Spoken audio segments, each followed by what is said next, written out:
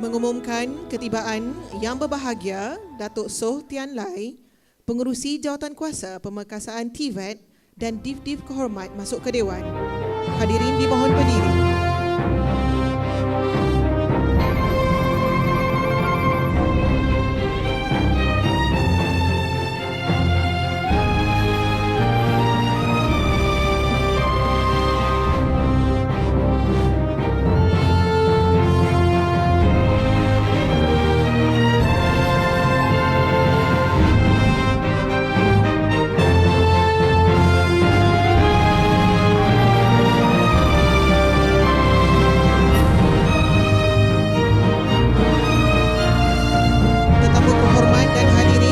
Terus berdiri bagi menyanyikan lagu negaraku.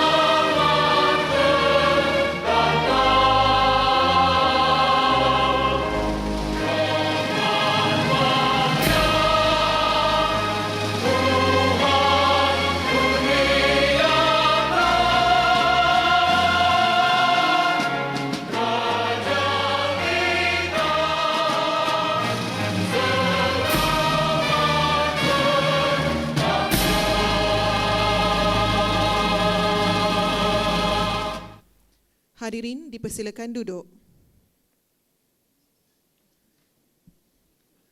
Bismillahirrahmanirrahim. Assalamualaikum warahmatullahi wabarakatuh dan salam sejahtera. Yang berbahagia Datuk Soh Tian Lai, Pengerusi Jawatankuasa Pemerkasaan TVET, merangkap Presiden Federation of Malaysian Manufacturers FMM. Yang berbahagia Datuk Profesor Insinyur Dr. Muhammad Saleh, Fasilitator Jawatankuasa Pemerkasaan TVET, Yang Berusaha Teknologis Dr. Muhammad Naim bin Yaakob, Urusetia Kementerian Pendidikan Malaysia, Jawatankuasa Pemerkasaan TVET, merangkap Timbalan Ketua Pengarah Jabatan Pendidikan Politeknik dan Kolej Komuniti, Yang Berusaha Encik Zainuddin bin Haji Muhammad Noor, Urusetia Kementerian Pendidikan Malaysia, Jawatankuasa Pemerkasaan TVET, merangkap pengarah bahagian pendidikan teknik dan vokasional, Yang Berusaha Dr. Syamsuri bin Abdullah, Urusetia Kementerian Pendidikan Malaysia, Jawatankuasa Pemerkasaan TVET, merangkap pengarah bahagian koordinasi TVET, Jabatan Pendidikan Politeknik dan Kolej Komuniti, Yang Berusaha Timbalan Komisioner Penjara Puan Zainah binti Pardi, Timbalan Pengarah Pengurusan Banduan, Seksyen Vokasional dan Industri, Jabatan Penjara Malaysia. Seterusnya, datuk-datuk, datin-datin, tuan-tuan dan puan-puan yang saya hormati sekalian. Selamat datang diucapkan kepada semua hadirin ke program Town Hall Pemerkasaan TVET Zon Tengah 2019 yang bertemakan Memperkasa TVET Membina Negara.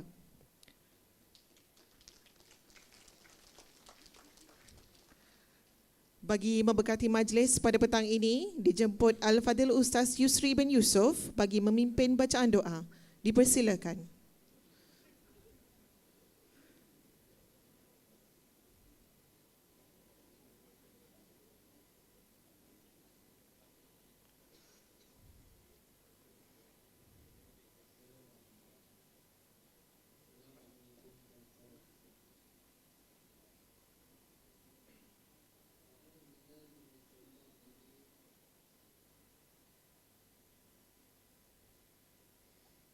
Bismillahirrahmanirrahim. Alhamdulillahi Rabbil Alamin. Wassalatu wassalamu ala Sayyidina Muhammadin al-mab'uth rahmatan lil alamin. Wa ala alihi wa sahbihi ajma'in. Allahumma ya Rabba kainat wa ya qadi al-hajat. Pada petang penuh keberkatan ini, kami merafakkan setinggi-tinggi kesyukuran dan segala pujian terhadap-Mu ya Allah, atas segala kurniaan-Mu yang tidak ternilai. Dengan limpahan kurniaan-Mu jualah kami dapat bersama sempena sesi Town Hall Pemerkasaan TVET Zon Tengah. Engkau berkati dan lancarkanlah majlis kami ini dengan penuh kesempurnaan. Ya Allah, kami sedar ya Allah bahawa tugas memertabatkan pendidikan negara bukanlah suatu yang mudah. Tanpa muafakat dan sepakat, tanpa roh dan semangat kependidikan, jua tanpa redha dan restu-Mu, amatlah sukar bagi kami meneruskan perjuangan untuk mencapai kecemerlangan pendidikan. Kurniakanlah kepada kami kekuatan untuk memertabatkan TVET sebagai pemacu perubahan dalam menghasilkan modal insan berkemahiran, berpengetahuan dan berinovatif, untuk menyokong pertumbuhan ekonomi negara ke arah membina negara yang inklusif, saksama dan makmur. Justru itu, kurniakanlah taufik dan hidayah-Mu, kuatkanlah ingatan kami dan janganlah Engkau lupakan, lapangkanlah dada-dada kami dan jangan Engkau sempitkannya. Permudahkanlah segala urusan kami dan janganlah Engkau persulitkannya. Ilhamkanlah di dalam minda kami idea yang bernas, pandangan yang jelas, keputusan yang waras. Kurniakanlah kepada kami limpahan ilmu yang bermanfaat, kefahaman yang benar. Satu-satukanlah hati kami, eratkanlah silaturahim di kalangan kami, padukanlah tenaga dan usaha kami untuk memertabatkan kehendak-Mu secara bersama.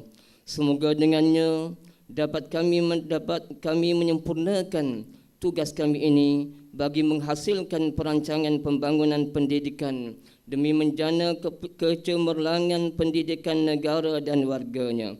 Allahumma anta kabirul muta'al. Sesungguhnya kami amat menyedari dengan penuh keinsafan bahawa kami hamba-Mu tidak akan terlepas dari sunnah alam kurniaan-Mu. Kegelapan malam di sulangnya siang yang terang benderang, justru dengan kudrat iradah-Mu serta kuasa ungkapan kun fayakun, maka jadikanlah pertemuan kami ini adalah pertemuan yang diberkati dan perpisahan kami nanti adalah perpisahan yang dirahmati. Allahumma rabbana atina fid dunya hasanah wa fil akhirati hasanatan wa qina adzaban nar. Allahumma rabbana taqabbal minna du'aana innaka antas samiul alim. وتب علينا يا مولانا إنك أنت التواب الرحيم. مولانا دعوانا فيها سبحانك اللهم وتحيتهم فيها سلام وآخر دعوانا أن الحمد لله رب العالمين. تقبل الله منكم. Sekian, terima kasih. Amin, amin ya Rabbal Alamin. Majlis merakamkan ucapan terima kasih. Hadirin yang dimuliakan, pada petang yang berbahagia ini, Sesi Town Hall Pemerkasaan TVET Zon Tengah 2019 merupakan siri jelajah yang terakhir bagi mendapatkan input dan maklum balas berkaitan pelaksanaan TVET secara terus daripada semua pemegang taruh dan penyedia TVET khususnya di Zon Tengah. Selain daripada itu, program ini juga menjadi satu platform yang ampuh bagi perkongsian ilmu dan pengalaman dari tetamu kehormat mahupun tuan-tuan dan puan-puan yang pastinya telah melalui pelbagai fasa dalam pelaksanaan TVET di institusi masing-masing. Tanpa melengahkan masa, majlis dengan segala hormatnya menjemput Yang berbahagia Datuk Soh Tian Lai, Pengerusi Jawatankuasa Pemerkasaan TVET, bagi menyampaikan ucap pertama beliau. Dengan segala hormatnya dipersilakan.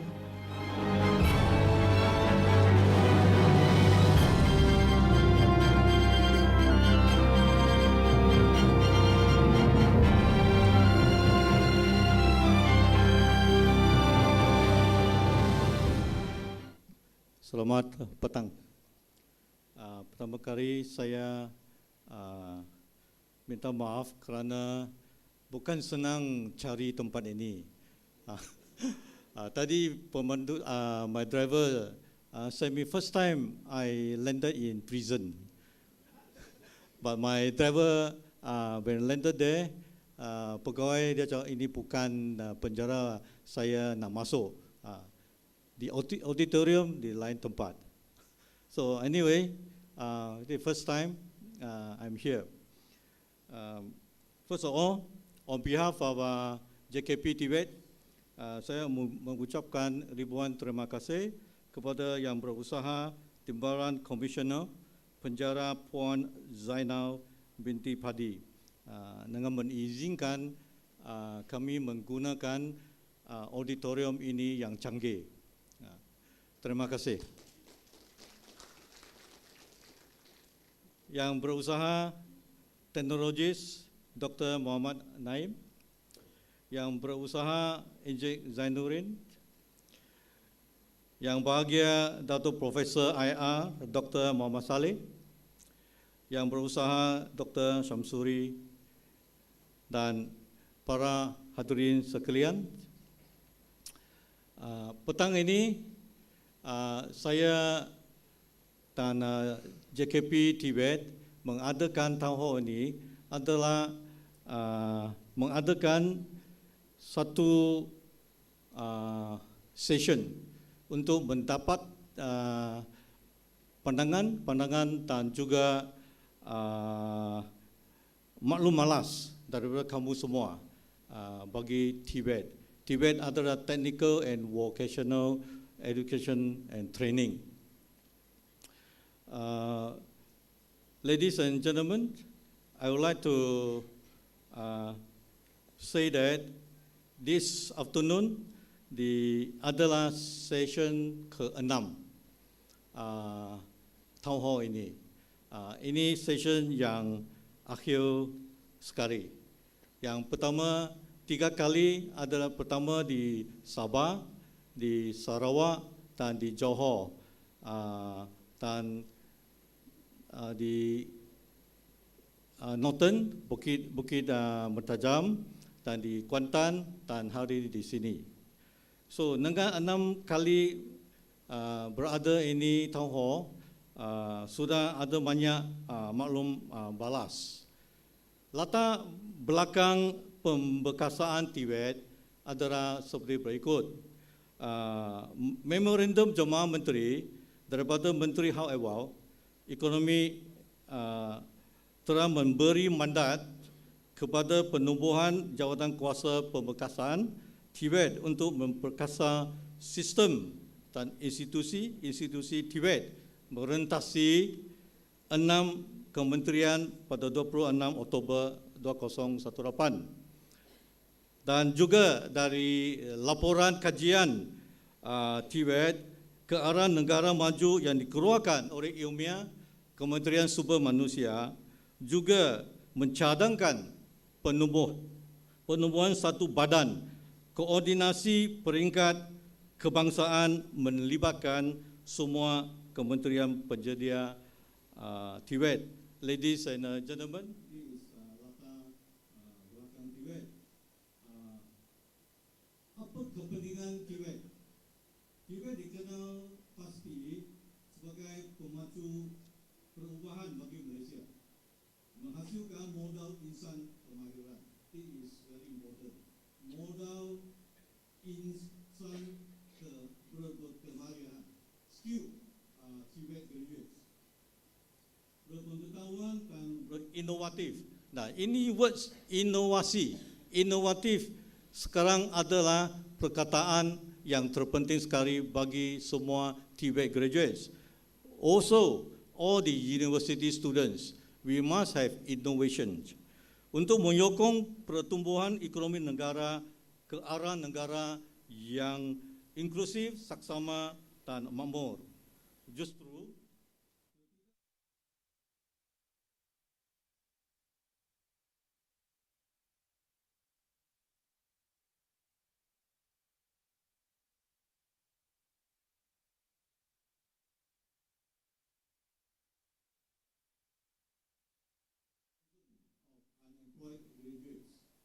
Malaysia every year produce close to 200,000 of graduates. Tetapi pekerja baru hanya ada 100,000 saja. So it means that about 100,000 unemployed graduates. But di kalangan TVET, pekerjaan baru yang diisikan dari graduate TVET adalah 95%. Dan ini adalah satu matlamat TVET menghasilkan graduate yang penting bagi industri-industri dan service industry. So, ladies and gentlemen, these are the two things that I want to share with you. Ladies and gentlemen, I want to share with you is how important TVET is. Mengizinkan saya gunakan bahasa Inggeris for the overview and key challenges of the TVET. So, ladies and gentlemen,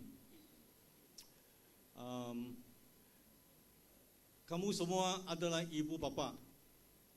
Adakah pernah dalam pendapat awak, TVET adalah penting sebagai satu pendidikan bagi anak-anak kamu semua? Adakah kamu fikir TVET graduates boleh mencari makankah? So, banyak ibu bapa, anak-anak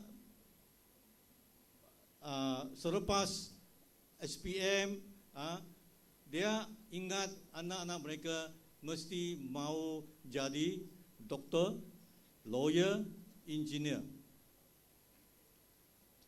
But TVET, persepsi TVET adalah mereka kerana kepintaran atau dia punya kelulusan yang tidak baik baru masuk TVET.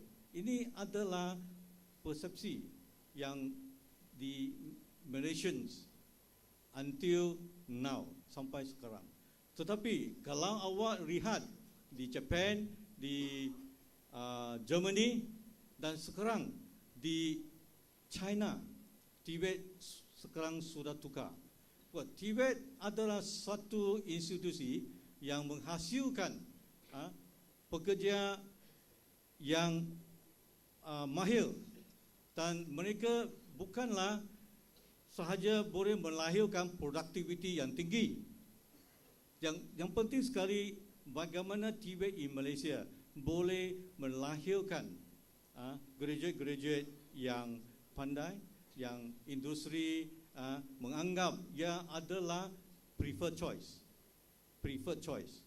Dan juga students will treat TVET also their first choice. So these are the things that I want to share with you, ladies and gentlemen. TVET is the future.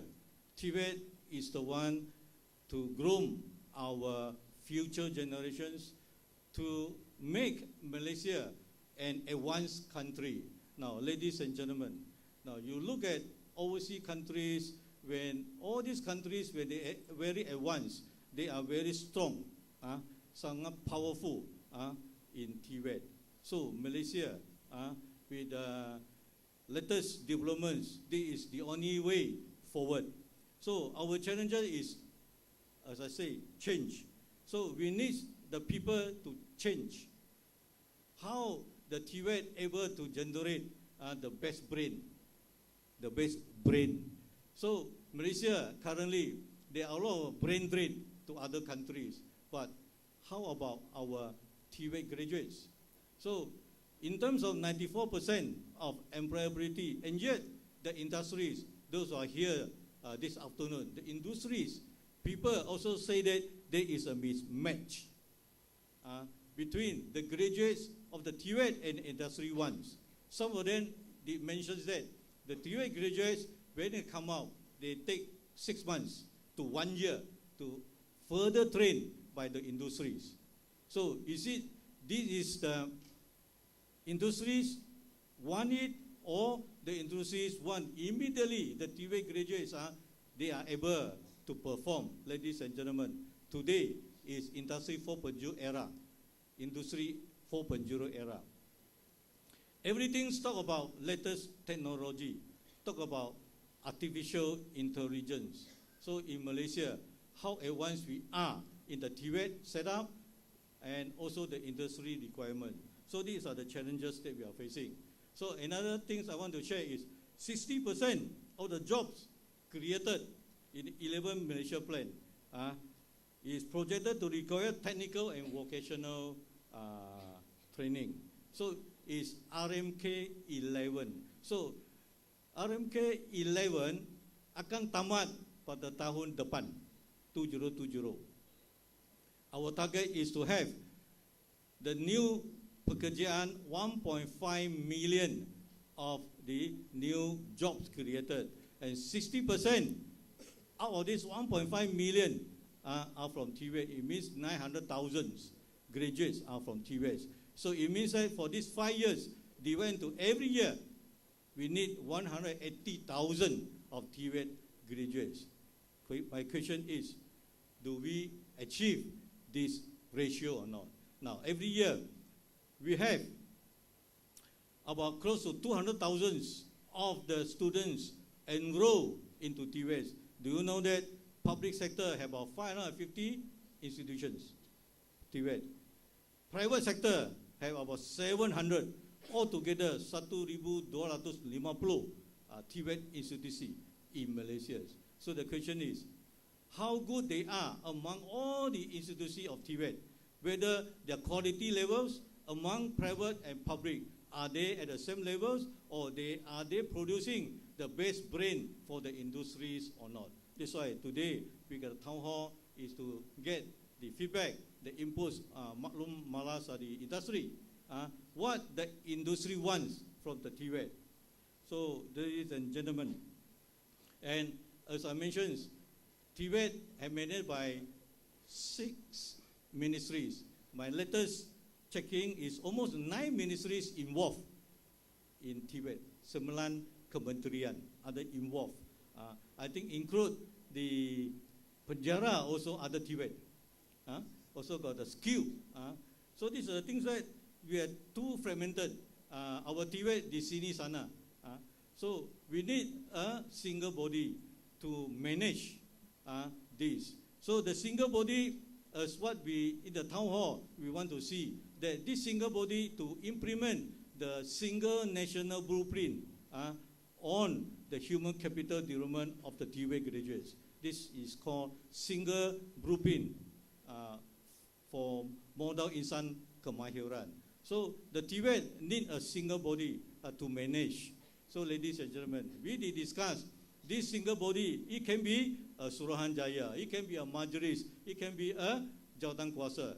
So as I mentioned in many town halls, that is, if a Suruhanjaya, it means that adalah seperti harimau ada gigi yang besar-besar, okay, got enforcement power. But Majlis juga ada gigi, but di sini sana tak banyak, not enough power. But Jawatan Kuasa langsung tak ada gigi. So this is the 3 ways that we want to discuss which is the best way for the TVET in futures to move on. So we need to get feedback from the industry so that the JKP TVET able to propose to MOE, MOHR, and to the Jemaah Menteri the best solution bagi graduates TVET. So I want to share with you the industry challenges about industry. This industry always say that now recruiting skilled workers with the right employable skills. So a lot of industry say, I am not able to recruit the right skilled workers. Now, today in Malaysia, the official statistic stated the legalized foreign workers in Malaysia close to 2 million now. I think latest about 2 juta legalized. So, not legalized one, there is no actual figures. I also cannot quote lah. But I use Pakatan Harapan manifesto mentioned inside 6 juta lah. But whether correct not correct is only the manifesto inside say that. So it means 6 million with foreign workers. Okay. 2 million legalized. So ada 4 juta illegal. So it's very alarming all these figures. So all these TVET graduates sepatutnya is to reduce dependency foreign workers. Dan juga TVET graduates adalah masa harapan yang mengurangkan B40. So the B40 will be further reduced to a minimum level if the TVET graduates are the one who come out and successful work in the industries. This is the matlamat that we want to achieve. We make sure that industries to recruit all the graduates with right remuneration. Because based on statistics, about 65% of the graduates from TVET, their salary below 1,500. So industry, do you agree or not? This is from statistics. So it means that from this point of view, industry say there's a mismatch. So sometimes they might not give the higher salary due to certain skill that they do not require. But the question is, what TVET want is to deliver the best graduates for the industries. So the industries and the public sectors, TVET institution need to work hand in hand together so that we are able to produce the right candidates. Now, another one is the industry always say innovativeness. They say a lot of graduates from the TVET, some industries say that they do not have innovative capabilities. But is it true or not? So we really need to work on it. Another one is to address a mismatch of skill requirement. Now, ladies and gentlemen, the next slide I want to say is TVET adalah mainstream yang terutama di antara sekolah, TVET, university. So TVET is the one that we need to bring it to a highest level so that our talents pool are there. So ladies and gentlemen, you understand the talents pool because all of you who are sitting here are the talents pool. Likewise, industries, you all also need the talents from the TVET. But how to make this TVET become the preferred choice? We need a single body to champion it. And we also require a crucial ways for TVET system to be demand pool rather than supply push. So it means that before any TVET graduates be graduated, the industries will already take them in. So there is a proposal that the TVET graduates should spend 7% of time in the industry, 30% in the classroom. And all these sort of things is very important. So we need industries to give the feedback how the industries able to cooperate with the TVET institution to provide the best opportunities for the internship and pay them accordingly. So we also need to talk about TVET start from when. So in Germany, the TVET education is start from primary school. Primary school, they already started TVET. So nobody will look down on TVET because the TVET in overseas, especially on Germany, based on dual system, their professionalism, they are technologists.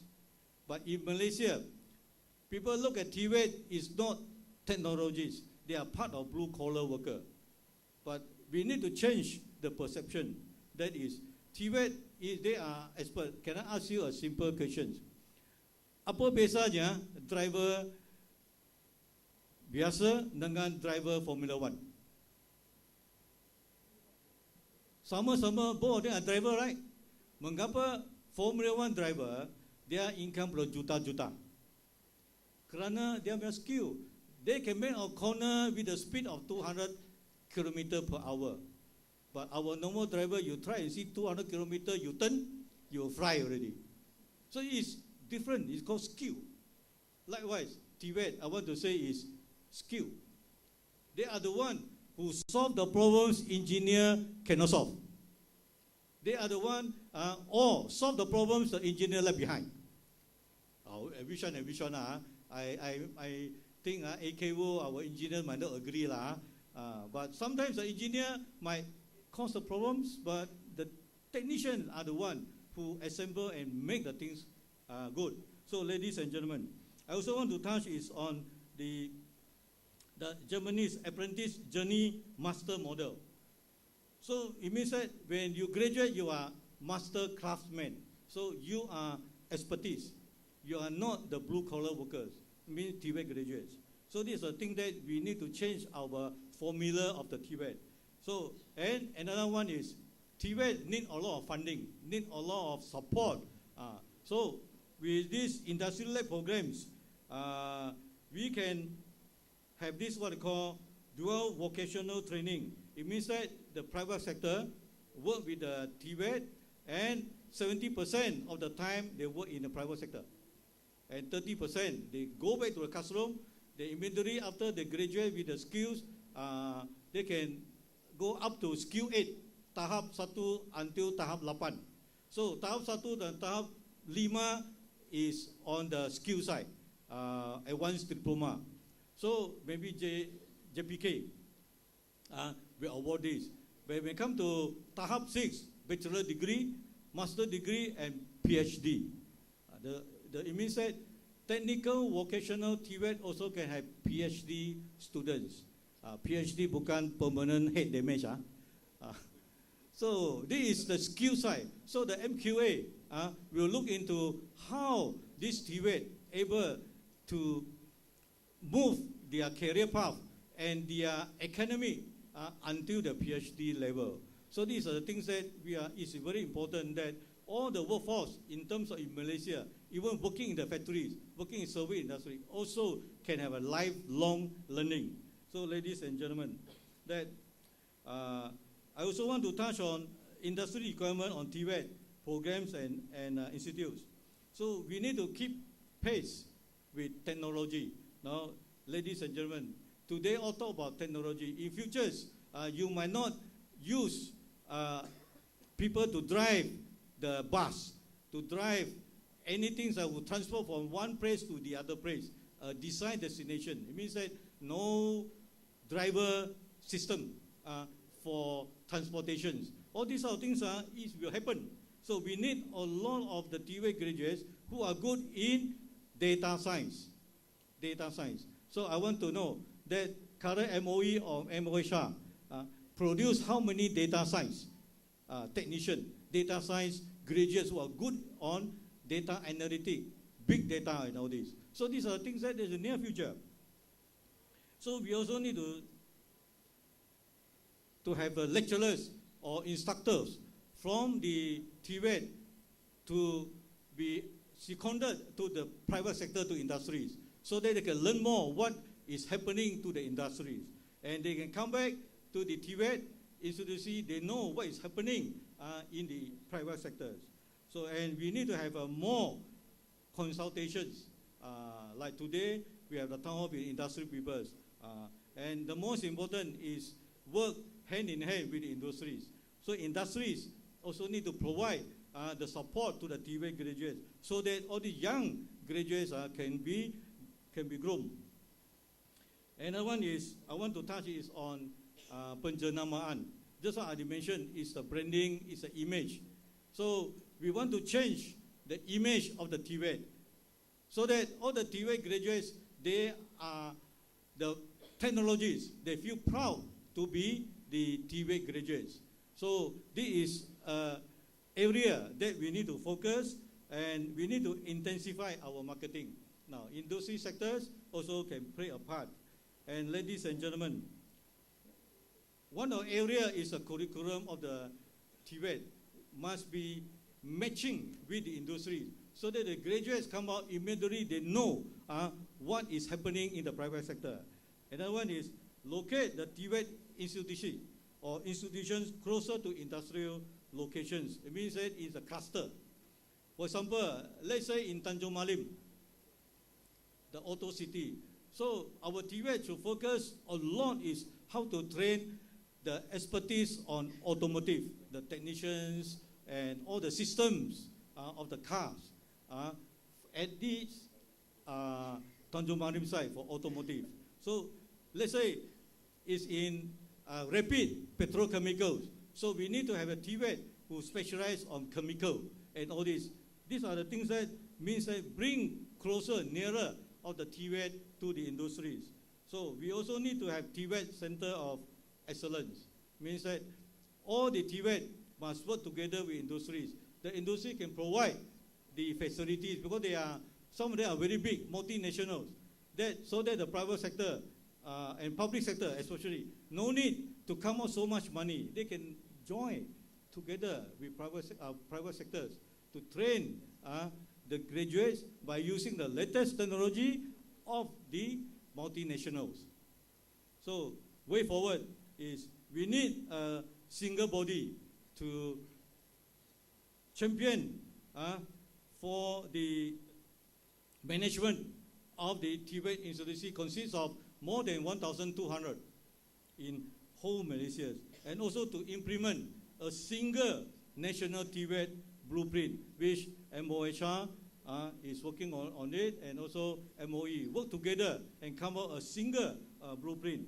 And we also need industry-led, introduce mechanism of industry collaboration. So for example, now with the TVET graduates, the TVET also thinking, can the private sector compulsory take the internship or not? Of course, need to look at the capabilities of some of the micro companies that they might not able to take. But some of the medium companies, large companies, multinationals, they should take more internship so that all the graduates from the TVET, immediately they can work. Another one is quality assurance. Currently, we got 2, MQA and JPK. So we need these two to collaborate so that the qualities, accuracy, and all these syllabus must be high standard and standardized throughout the Malaysia, so that the private sectors, the standard should be equipped and equal with the public sector and vice versa, both sides. We need a high standards. So we need these two bodies to work together.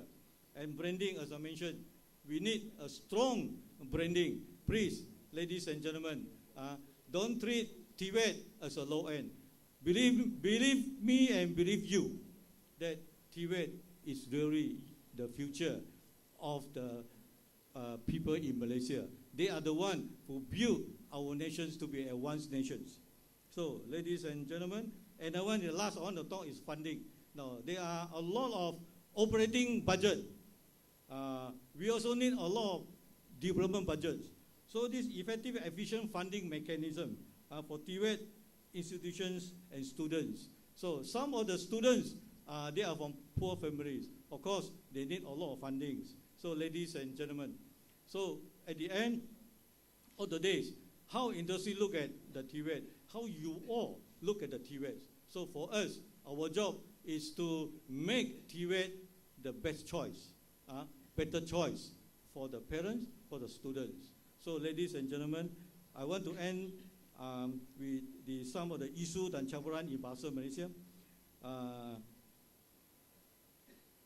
Sekarang TVET ada 4 cabaran. Nombor 1 adalah governance dan tadbir urus. Ada sedikit pertindihan penawaran program dan juga ada meningkatkan akses dan ikuti ke program TVET. Ini ada satu masalah dan pembiayaan. Pembiayaan, because of TVET, there are many type of funding. Kepelbagaian kaedah pembiayaan. So this is another problem. So we also the perlibatan of the industries. They are saying that in the industries and the TVET, the cooperation not close enough. So we need a model kerjasama yang jelas. Tetapi kami ada model kerjasama yang tidak jelas. There are some mismatch the cooperation. The quality, just I already mentioned that we got 2 standard accreditation, but now they already collaborate, MQA and JPK. So, and also laluan artikulasi TVET, and also penjenaman persepsi. Ladies and gentlemen, persepsi is still very important. So please, as a TVET Empowerment Committee Chairman and also the TVET Empowerment Committee, we urge the industries and all of you, Ibu Bapa, don't look down on TVET. TVET is the way that forward. So, ladies and gentlemen, RMK 11 akan tamat pada 2020, but they set the following objectives. Whether we achieve or not, possible we need to bring to RMK ke-12. Number one, 1.5 juta pekerjaan baru dengan 60% daripadanya tenaga kerja berkaitan TVET, dan juga meningkatkan tenaga kerja mahir daripada 25% kepada 35%. Ladies and gentlemen, in Germany, in Korea, in Japan, this tenaga kerja mahir make up more than 50 to 60% of the total workforce. So it means that if Malaysia workforce is about 14 million, our skilled workforce will be 5 million, 5 juta.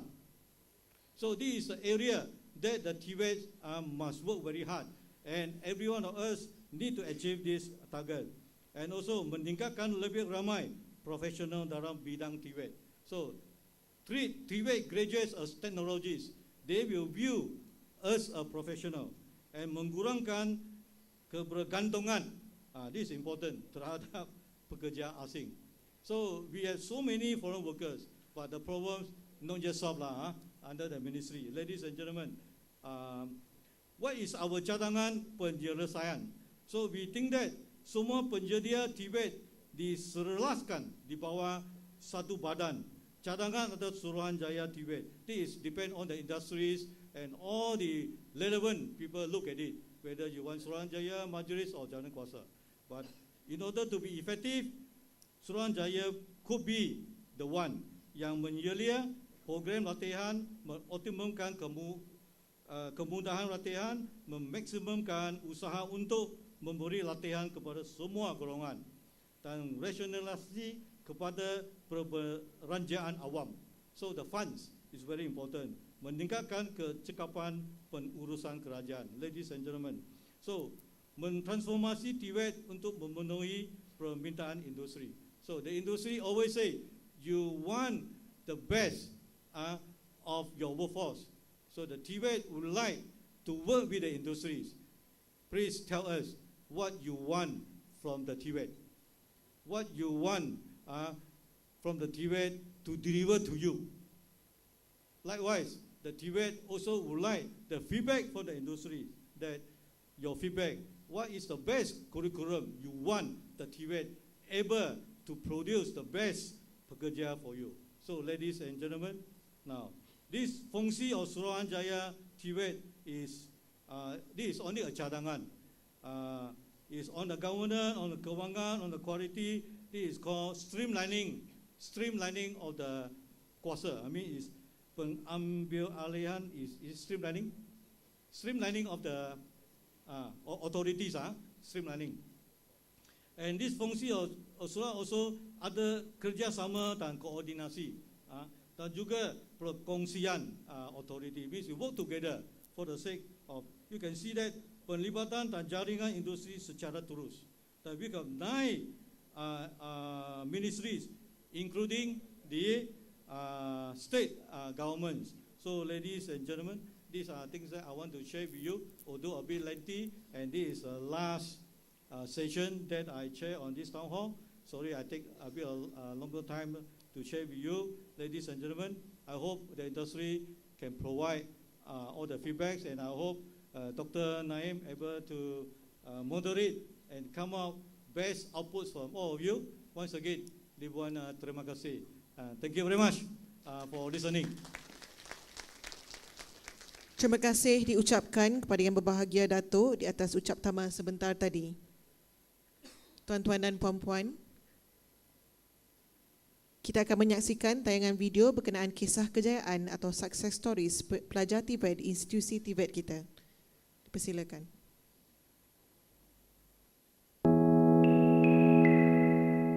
Saya ingin mengucapkan jutaan terima kasih, dan saya sebenarnya sangat berbangga menjadi salah seorang alumni daripada Politeknik Sultan Azlan Shah. Manfaatkan segala ilmu ni dan tetapkan fokus, kemudian bila habis belajar nanti terus jangan tunggu lagi, terus cari peluang. Saya Muhammad Redha bin Rozlan, tapi ada orang panggil Mak Redha, dan saya adalah pelajar Politeknik Kuantan, Polisas, Politeknik Sultan Haji Ahmad Shah, ambil jurusan teknologi makanan. Mula-mula masa nak masuk Politeknik tu ada abang-abang ni. Masa tu saya sekolah hari, dalam tingkatan 5 saya buat wall climbing, main sukan wall climbing. Dekat situ ada abang-abang Politeknik datang situ, training sekali. So dia orang kata, jom masuk Politeknik. My name is Omar Mahari. I used to study in Polytechnic Shah Alam. Took a certificate in mechanical engineering. Since it's Polytechnic, and I'm not saying that it's a bad place. I learned something from there. Proud of it.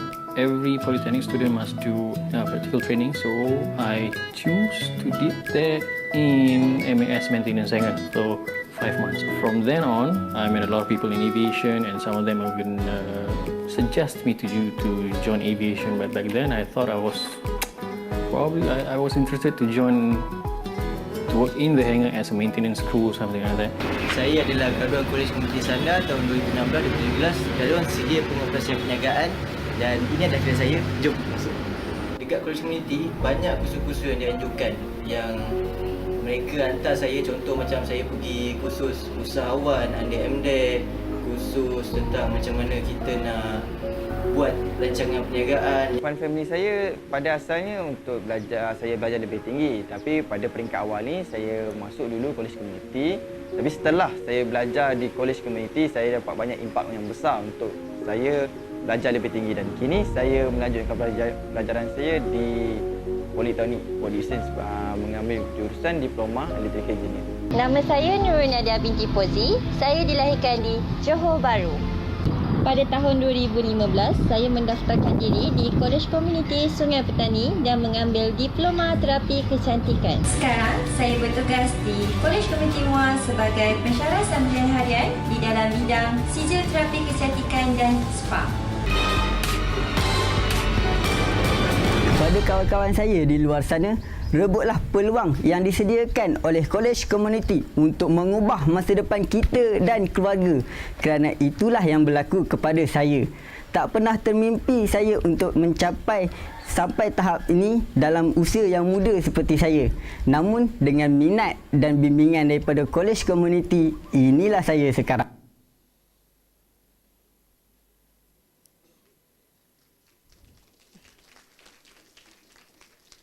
Tuan-tuan dan puan-puan, seterusnya kita ke agenda penting program pada hari ini, iaitu sesi Town Hall Pemerkasaan TVET Zon Tengah 2019. Sebelum itu, pada sesi soal jawab, cadangan dan ulasan Town Hall hari ini, kita akan menggunakan aplikasi Pigeonhole Live.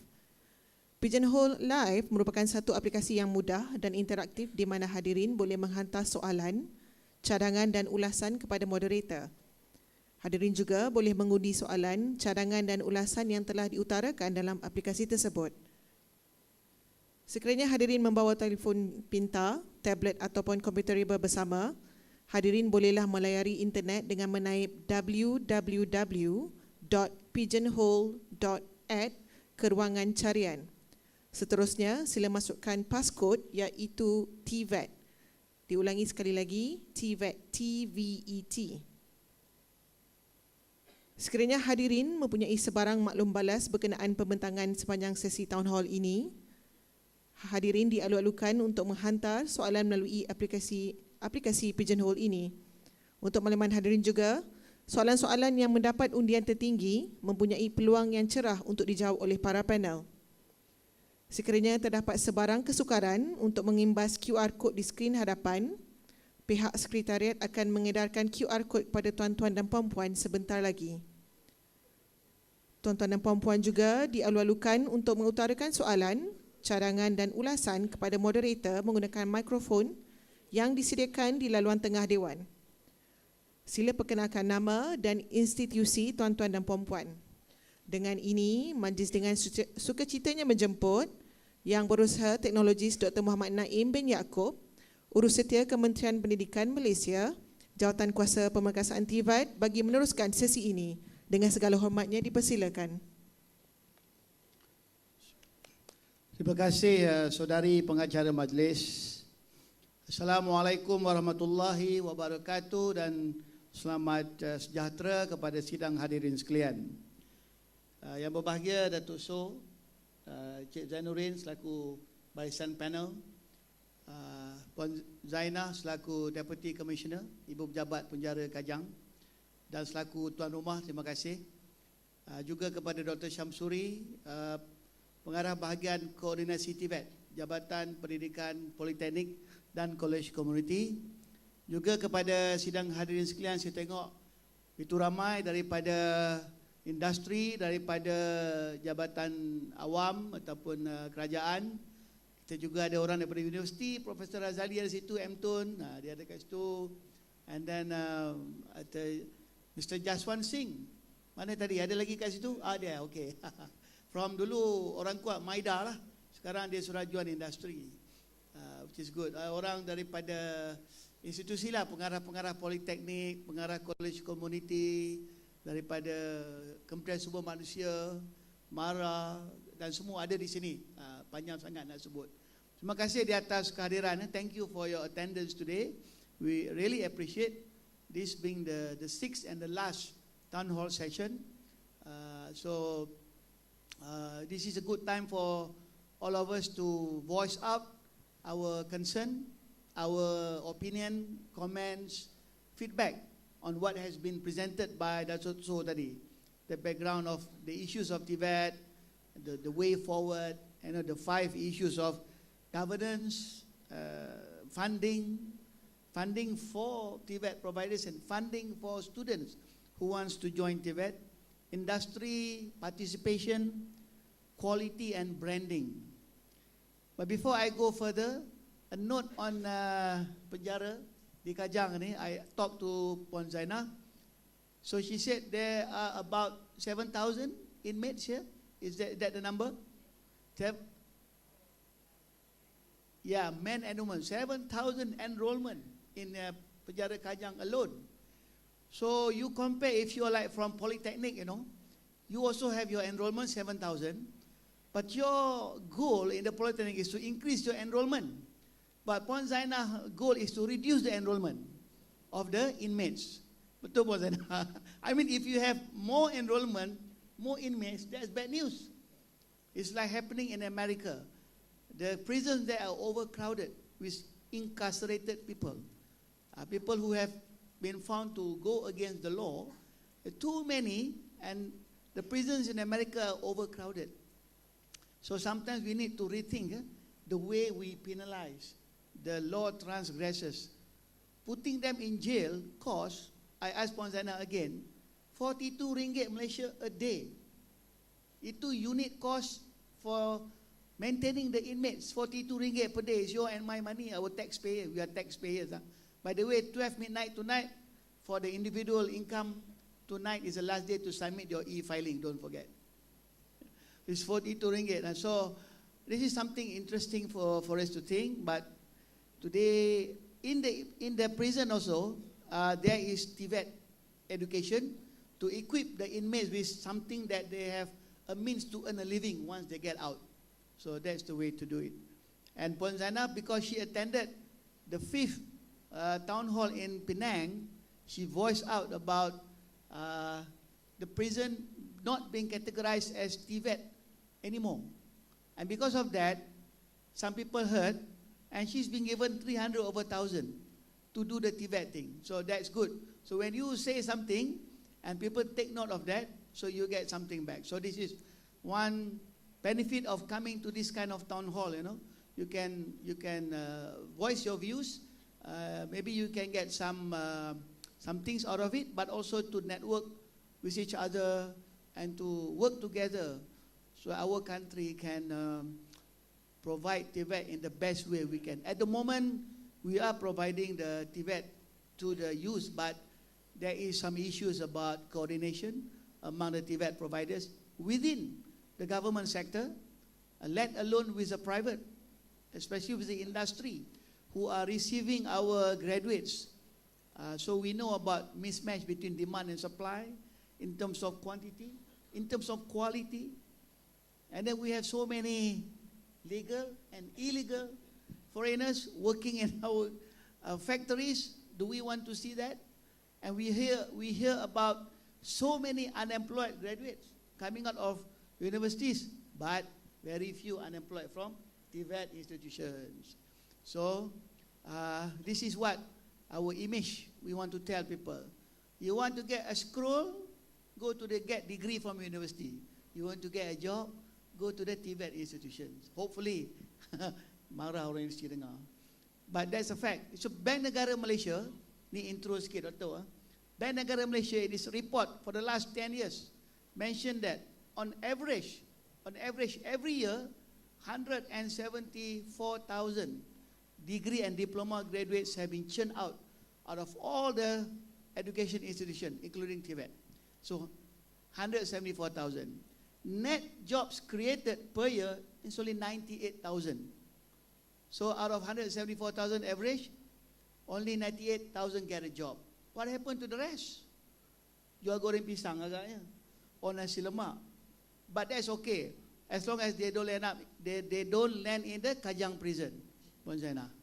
It's okay. To me, whatever job you have, as long as it's kind of not against the law, it's still fine. You are learning to develop your life. You are learning to earn a living. Later on, you can have you can dream to have like Alibaba.com or even Lazada or Amazon.com. Who knows, right? So you have to have a dream. So now, we have heard so much from Dr. So, a little bit of mumbling from me. So now we want to hear from you. So now we are already listening here, reading from this, what we say, pigeonhole. Maybe I just take the one which have the most votes. But after this, we will also allow questions from the floor. Directly, you can just put up your hand, go to the mic and state your name, your organization, and shoot the question. But for now, this is the one that has the most votes.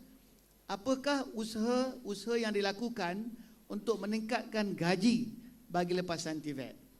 So we know that employability TVET high, 95%, 96%, but they are paid for 3 years doing diploma, for example, or 2 years doing certificate.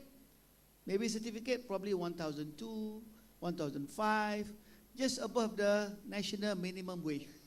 Maybe diploma 1,500, 1,800, berbaloi ke? Is it worth it? 3 years studying that kind of pay. If that kind of pay has to be paid, we want to listen from Datuk So's punya people lah. Why is that pay that level? Why can't they pay more? Is it like, what is it? We want to know. Is it like they don't have the skills? If you ask the people in the institutions, they spend nights and days trying to develop program, curriculum, courses that meet industry requirement. They call people from industry, but somehow, it's still there's a mismatch. So in the previous, like 2 decades ago, it's simple. You come out of university, you come out of polytechnic or ILP, you definitely get a job. But now things are complex because industries have evolved, technology has evolved, and there's also like push factor from other countries that have given the industry some kind of a leverage on foreign labor, which is cheap foreign labor. But cheap foreign labor, if you ask the industry, they also say not so cheap because they have to pay the levy and so on. So we want to understand this problem. So maybe Dato' So, talking about gaji, give to you lah. Dato' So, maybe you can start. Thank you. If I want, I give high salary. But anyway, on this note is the TVET, this committee, why we want to have single body. The important is to make sure the graduates, when they come out to the industries, the industry players, prefectural or service sector, will not take long time to further retrain them. So this means that if they graduate from TVET, now they go to join multinationals. The multinational need to take 6 to 12 months to further teach them how to handle welding, then it's become too bad. So these are things that the TVET graduates, they must have the latest skill, technology learned at the TVET. So it means the TVET graduates must spend more time at the industries. So if they spend 70% of the time learning from the industries, then they go back to study and come back, I believe their salary will be much higher because they already learn up a lot of the private sectors, the culture, the way how they work and how they manage in terms of operation environment. So these are the things that we need to put the graduate nearer to the industries. But currently, there are a lot of TVET institutions plus private side. There are too many that the standards is not balanced.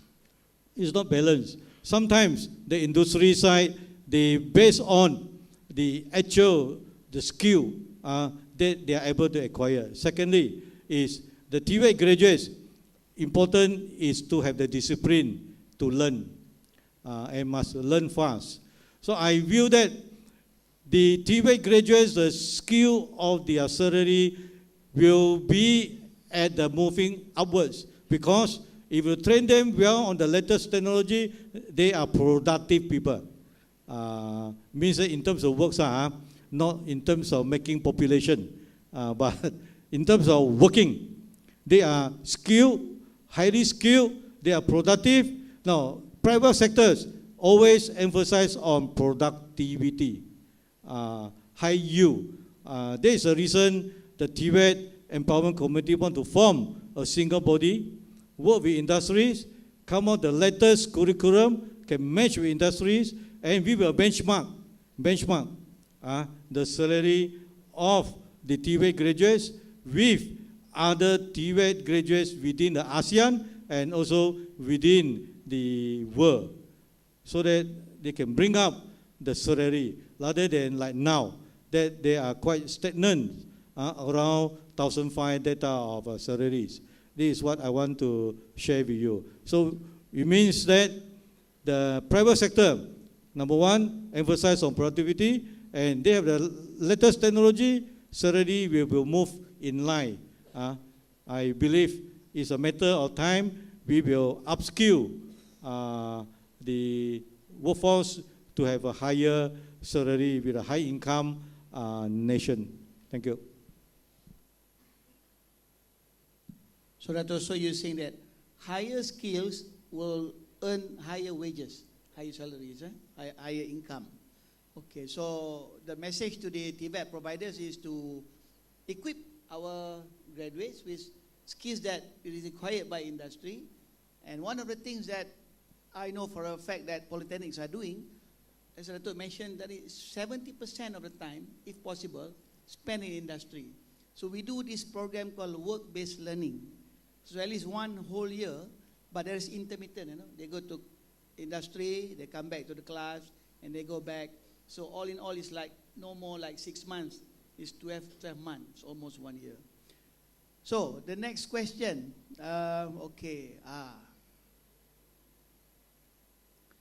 this one very targeted to, why is it so difficult to consolidate Jabatan Pembangunan Kemahiran and MQA, since they are both government agencies?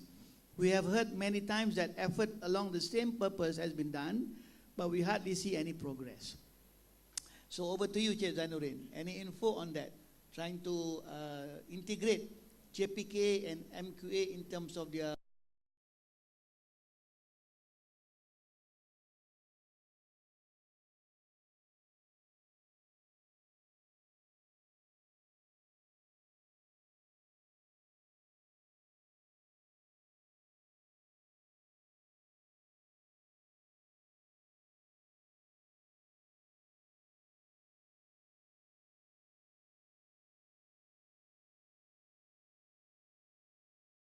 So, apa sebenarnya yang you nak? Sebab kita produce student setiap tahun. So orang industri beritahu bahawa dia nak orang-orang yang kompeten. Maknanya orang yang boleh buat kerja dan menghasilkan produk, kerana produk itu akan menjana keuntungan kepada syarikat. So to be competent, sebenarnya kita di Kementerian Pendidikan kita menetapkan ada formula kita. To be competent, mereka mesti ada knowledge, ilmu pengetahuan. Yang keduanya mereka mesti ada skill. Yang ketiganya mesti ada experience, ada pengalaman di industri. Sebab tu kita ada on the job training, ada internship di industri. And on top of that, yang paling penting sekali attitude lah, ya, attitude. Sebab kita tak nak pelajar-pelajar kita, ya, bila pergi ke industri, sekejap-sekejap dia nak lari, tak tahan, tak ada daya saing, daya juang, daya tahan, kerja kat 3D, tak tahan panas dan sebagainya. Jadi berkaitan dengan gaji ni, saya percaya kalau student yang keluar, ya, graduan yang keluar daripada setiap institusi ini, kalau mereka ni kompeten, mereka ni boleh dibayar gaji yang tinggi.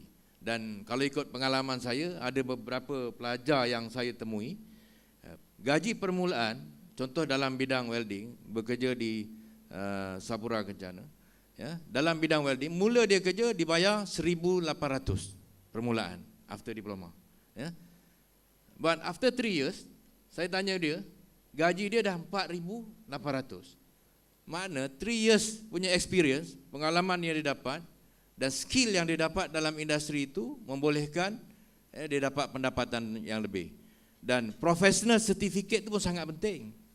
Kerana untuk meningkatkan skill, kalau dia setakat belajar diploma biasa, mungkin setakat 1,800 lah.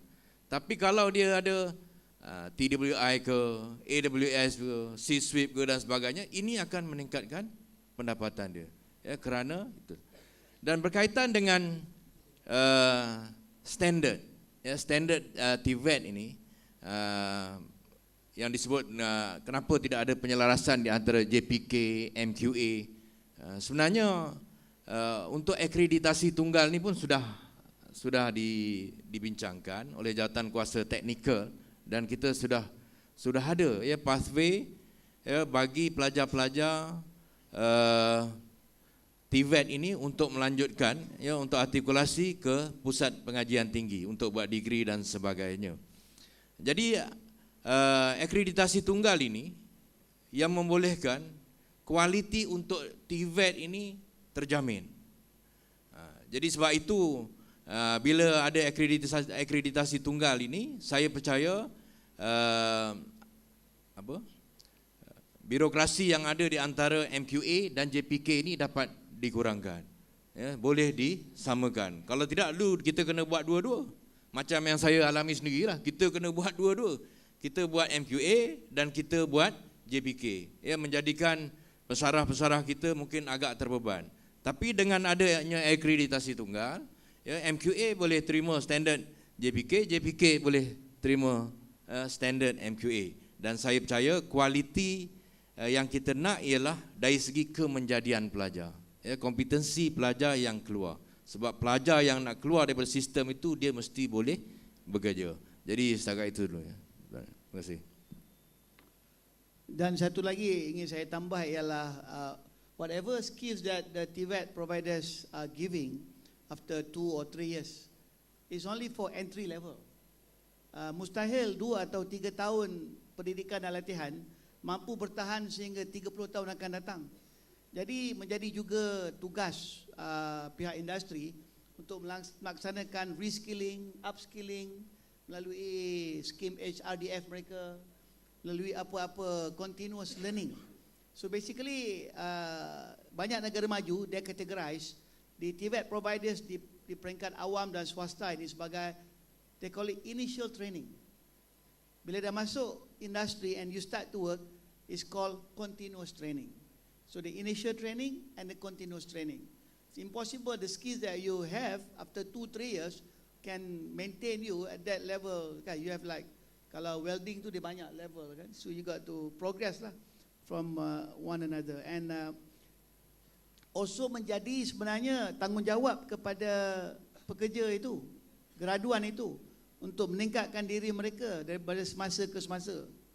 Baik, before we ask for question from the floor directly, we'll take maybe one question from the pigeonhole here. Let me see, which one? Okay, when is the new blueprint of TVET going to be implemented? Or the new, what we say, kind of report from the Jawatankuasa Pemerkasaan TVET. That also maybe some timeline you can provide. Regarding this new blueprint, you mentioned by July, we need to come out a report to the Minister of Education, to Minister of Human Resource, and the comprehensive report should also encompass the new blueprint, which is to table to Jabatan Menteri possible in the month of July. And one of the most important, I think, element in this report will be the proposal to set up what they call the TVET Commission. This TVET Commission has, as Datuk So's word, harimau yang ada taring lah, dia boleh gigit. Jadi dia ni above the ministries. So if, let's say, they found that too many TVET providers, public and private, are offering the same program, until there is overcrowding, so many unemployed graduates coming out of this program, then the TVET have the power to say, institution A, B, C or D, since your employability is like 10% out of the many graduate, you have to close because this is wasting government money, wasting students' fees and so on, something like that. And they can coordinate among all the TVET providers. So now, we would like to provide opportunity for those of you who have come from near and far to share your thoughts or to voice your concern or your comments on what Datuk So has presented, even on the TVET Commission. So we have one gentleman over here. Yes, please, your name and organization and your question. My name is Jerry Curry and I'm from Bafuri Motor Car Company. Firstly, I congratulate you on what you're trying to do. Very ambitious, and I sincerely hope you actually pull this off. This is the greatest branding for Malaysia. Our company is a relatively small company. Can I raise this?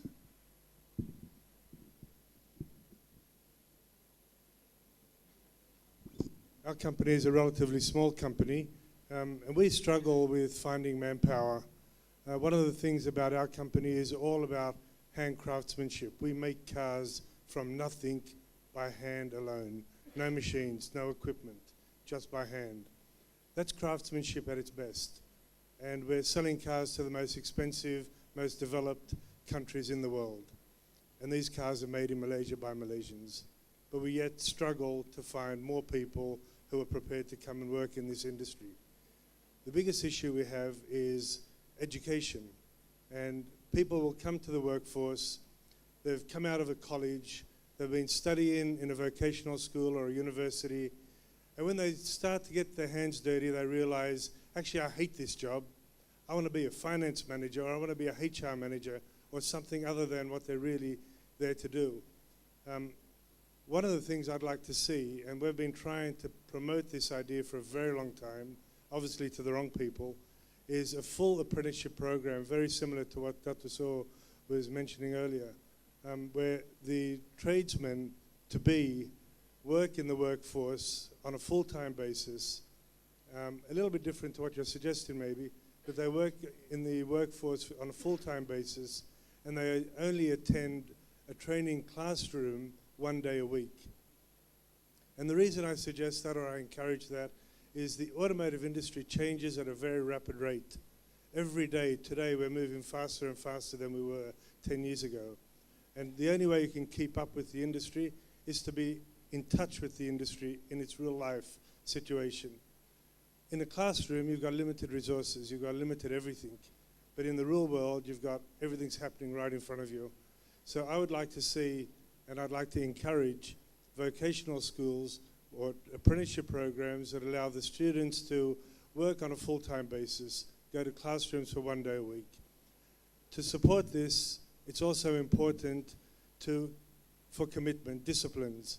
And the discipline that I like to look for is an employee must be locked into a position or into a job with a particular company for a minimum period of, for example, 3 or 4 years. That stops them from job hopping, which is something we see a lot of, and I'm sure a lot of people here have seen the same. So to stop people from job hopping from one job to another, lock them into a job, commit them to an educational program, the employer is committed, the employee is committed, and at the end of the day, I think we end up with a result of students that are, well educated in a particular field. To support all this again, this is very complex, I know, but to support it again, I would also like to see industry-centric students rather than company-centric students. And just a simple example, rather than become a Mercedes-Benz mechanic or a BMW mechanic or a Proton mechanic, you become an automotive mechanic. A very big difference. And the reason I say that is the people we find today in the automotive industry are all coming with a specific trade for a particular brand of vehicle rather than general mechanics. And the biggest challenge is having true mechanics. The word mechanics means someone who is mechanical, not a parts changer. And in Malaysia we find, and not just Malaysia, the whole world, to be honest with you, we find people are parts changers. They keep on changing spare parts on a car until they fix the problem because they don't know how to fix the problem. They've never been trained to fix an actual problem. They fix a problem by changing the parts again and again and again until they've solved the problem. So just to cut it short, I encourage what you're doing. I support it. I wish I could stay for the whole session and listen to more of it, but time is of the essence for me too. But honestly, and we're looking for workers all the time. What you're doing, congratulations, and I really hope you can just listen to some of the things we've got to offer. Okay. Excellent. So the point is that you should have like more time in the industry and just less time in the classroom. I think we have this thing called National Dual Training System.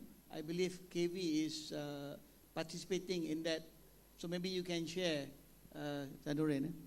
Actually, our curriculum, we designed our curriculum 30% theoretical, 70% more on practical, 30% academic, 70% vocational. That's why our outcome is 70-20-10. 70% the student will join the workforce, 20% articulation, and 10% to be technoprono in internship. Okay. Okay. Can I just add something a little important to what I was saying earlier, and I'll just touch on what he just said. It's also very, very important for a tradesman a student to be trained by a professional tradesman. And I think something that hasn't been mentioned is workshops, for example. It doesn't matter if it's a mechanical workshop or if it's a kitchen or if it's a tailor. The leader of the team or the person who's educating the juniors needs to be qualified himself. And they've got to be certified to be sure that a student is only as good as his teacher. That's what I'm trying to say, but putting it mildly. But the other thing is just to remember is these people that are working in these industries don't like to sit in a classroom and read books and do paperwork and write things out. They like to get their hands a little dirty, and they want to learn. It may be a different way of learning, but they prefer to learn hands-on rather than in a classroom. I think you might find some different results. I'm not suggesting they're better results, but you might find different results that might be more productive. Right, thank you. So how to prepare industry people who are like qualified trainers? Maybe they are good in their work, but they're not really so good in training, the newbies. And the company also may not want to invest the time to train the youngsters because they say that it's about productivity. We got to deliver this order. Somebody has made this order. We need to produce, and it's all about profit. So how does industry, overcome this or address this matter? From the industry side is that, of course, all industries, they are looking at profitability, but they also must look at to groom their own workforce because they are the assets. So all the companies, one of the main objectives is to make sure their workforce are productive types. So now, in terms of TVET, the graduates, now we are talking about 70-30%. 70% is on the job trainings. 30% is a classroom. Why? They must have certain knowledge for them to acquire. Now, the skill in terms of certification can up to level 5. But let's say, assume they want to be more research at higher level. They need at least 30% of their brain to acquire knowledge. I don't say 100%. At least they must acquire knowledge through the books of latest technology. Now, some of them, they are very skillful like craftsmen, but they are not good in language. They are not able to read a professional, technical literature, or the latest jargons, or latest technology they cannot link. So they might not able to progress further in terms of their knowledge. That's why we should need at least 30% of the time to impart a knowledge. But there are some, no need so much on the classroom, they call master craftsmen, purely on skills. But this one, they need a very good mentoring program from the private sector. So the mentoring program, we need to identify what type of the mentoring that the TVET required. Then we need to do a matching so that the private sector able to assist to provide that type of specialized mentoring program for the TVET. And this specialized mentoring program, it can be almost full-time based on their skills. At the same time, to learn the latest technology that already put in place in any organizations. I believe private sectors will also collaborate with the TVET because it's good for them. On one hand, they can have the skilled workforce come to their factories or come to service industries. Thank you. One issue with TVET providers is to determine the depth and the breadth. For example, just now was mentioned about don't train for Mercedes-Benz technician or mechanic, don't train just for Toyota or Honda, but train automotive technician. I think that's what the TVET institutions are trying to do, to train automotive technicians. But then when the company gets the technician that we train, they say, oh, they cannot do this Toyota car or this Mercedes-Benz car. So it means whatever the TVET providers are giving during the 2 or 3 years, it needs a little bit of fine-tuning, adjustment on the part of the companies or the private or the industry. Impossible that we will feed you 100%. But if we feed you 5%, that's a major problem. But if you can give like 75%, that's still okay. Because I think nowhere in the world you can get, unless like what you do with, for example, Berjaya Hotel. They have a Berjaya hospitality school. So, and then this graduate from the school or college, they will work for Berjaya Hotel, Berjaya own hotels. So that's okay. Or if like the Unit 10, if they train people to become TNB engineers, then that's why they have that. Plus the open market people for the open market work industry. But for the TNB, it's already taken care by their Unit 10 or another, I think another college that they have to train people to work for their electrical power and electronic industry. That they can do. So this is the kind of issue with TVET provider between customizing and providing something generic, between the depth and the breadth. So maybe we can hear from the TVET providers, public or private, the challenge that you are facing when you want to try to mesh whatever the private sector, the companies, the industry require. Anyone from polytechnics or okay? Hello. Oh, we have this gentleman here. Please. Assalamualaikum dan selamat petang. Nama saya Muhammad Syukri bin Ali. Selaku Timbalan Presiden Persatuan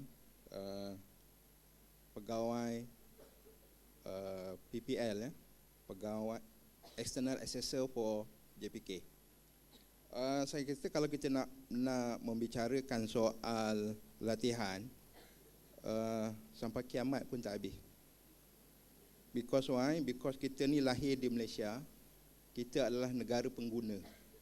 Saya yakin tuan-tuan yang bijak pandai di hadapan sana pernah membuat benchmarking lawatan di Jepun dan di Jerman. Kalau saya tanya, doktor mungkin ketawa. Pernahkah orang Jepun menggunakan teknologi Jerman? Dan adakah orang Jerman menggunakan teknologi Jepun? Dan kita bawa balik Malaysia, kita tengok berbagai teknologi yang ada dalam negara kita. Pusat latihan kesian. Latih hari ini keluar, industri tak boleh terima. Dia dah tukar teknologi. Dulu teknologi Jepun, sekarang teknologi Jerman. Jadi saya kira perkara ini tidak akan selesai sampai bila-bila. Apa yang paling penting ialah ke arah penubuhan Suruhanjaya TVET. Dan hari ini saya mewakili persatuan memberikan sokongan penuh kepada Datuk untuk merealitikan kewujudan Suruhanjaya ini supaya satu standard boleh diguna pakai oleh siapa juga di Malaysia. Jadi kita tak bawa masuk teknologi ini 3 bulan keluar, teknologi ini keluar. Universiti pun menangis. Minta maaf. I'm one of the auditor dekat universiti. Universiti kita masih lagi menggunakan alat tahun 1998. And then now we are talking about the latest technology. Minta maaf Datuk. That's why industri tak boleh terima graduate kita. Nah, it happen. Ini bukan satu cerita nak memburukkan, tapi inilah realitinya. Maka saya mencadangkan supaya Suruhanjaya ini diberikan sokongan. Kita buatlah Suruhanjaya ini Datuk. Jadikanlah dia. Kemudian barulah fikirkan. Kalau nak cerita masalah, beribu Datuk masalah. Masalah penyedia latihan, masalah tak cukup duit, masalah enrollment tak cukup, masalah double standard, double itu, double ni, semuanya akhirnya bila tuan-tuan yang depan pencen, orang baru pun ambil, sama juga masalah. Kan? Tuan-tuan dah selesai dah, tuan-tuan dah pencen. Kami ni penyedia latihan takkan pencen. Nampak muda lagi tu. Kan? Saya sokong supaya undang-undang dan peraturan ini diguna pakai oleh semua penyedia latihan. Ada SOP-nya. Nak ambil pelajar mesti ikut industri punya keperluan. Industri nak ambil pekerja ikut keperluan, ikut jumlah yang kita dah latih. Jangan bawa masuk bangla banyak-banyak. Bila terbakar kilang baru kita tahu, oh, unemployed, unregistered workers ada dekat belakang kilang A and B. Minta maaf ni, kita cakap juga kan. Pukul anak, sindir menantu. Ya, kemudian kita cadangkan juga lah Tok, ya, Dr. Naim, Cik Azurin, kita ni penat dah melatih pelajar-pelajar kita ni, pelatih-pelatih kita ni. Saya nak cadangkan Suruhanjaya mempunyai satu standard bahawa memberikan satu standard dan pengiktirafan kepada pekerja-pekerja yang dilatih atau pelatih-pelatih yang dilatih sebagai satu world skill standard. Jadi kita tak perlulah, tak ada kerja kat Malaysia, tak apalah, kita migrate lah. Bolehlah kita dapat gaji tinggi. Datuk pun nak bayar 1,800 je. Sorry tu.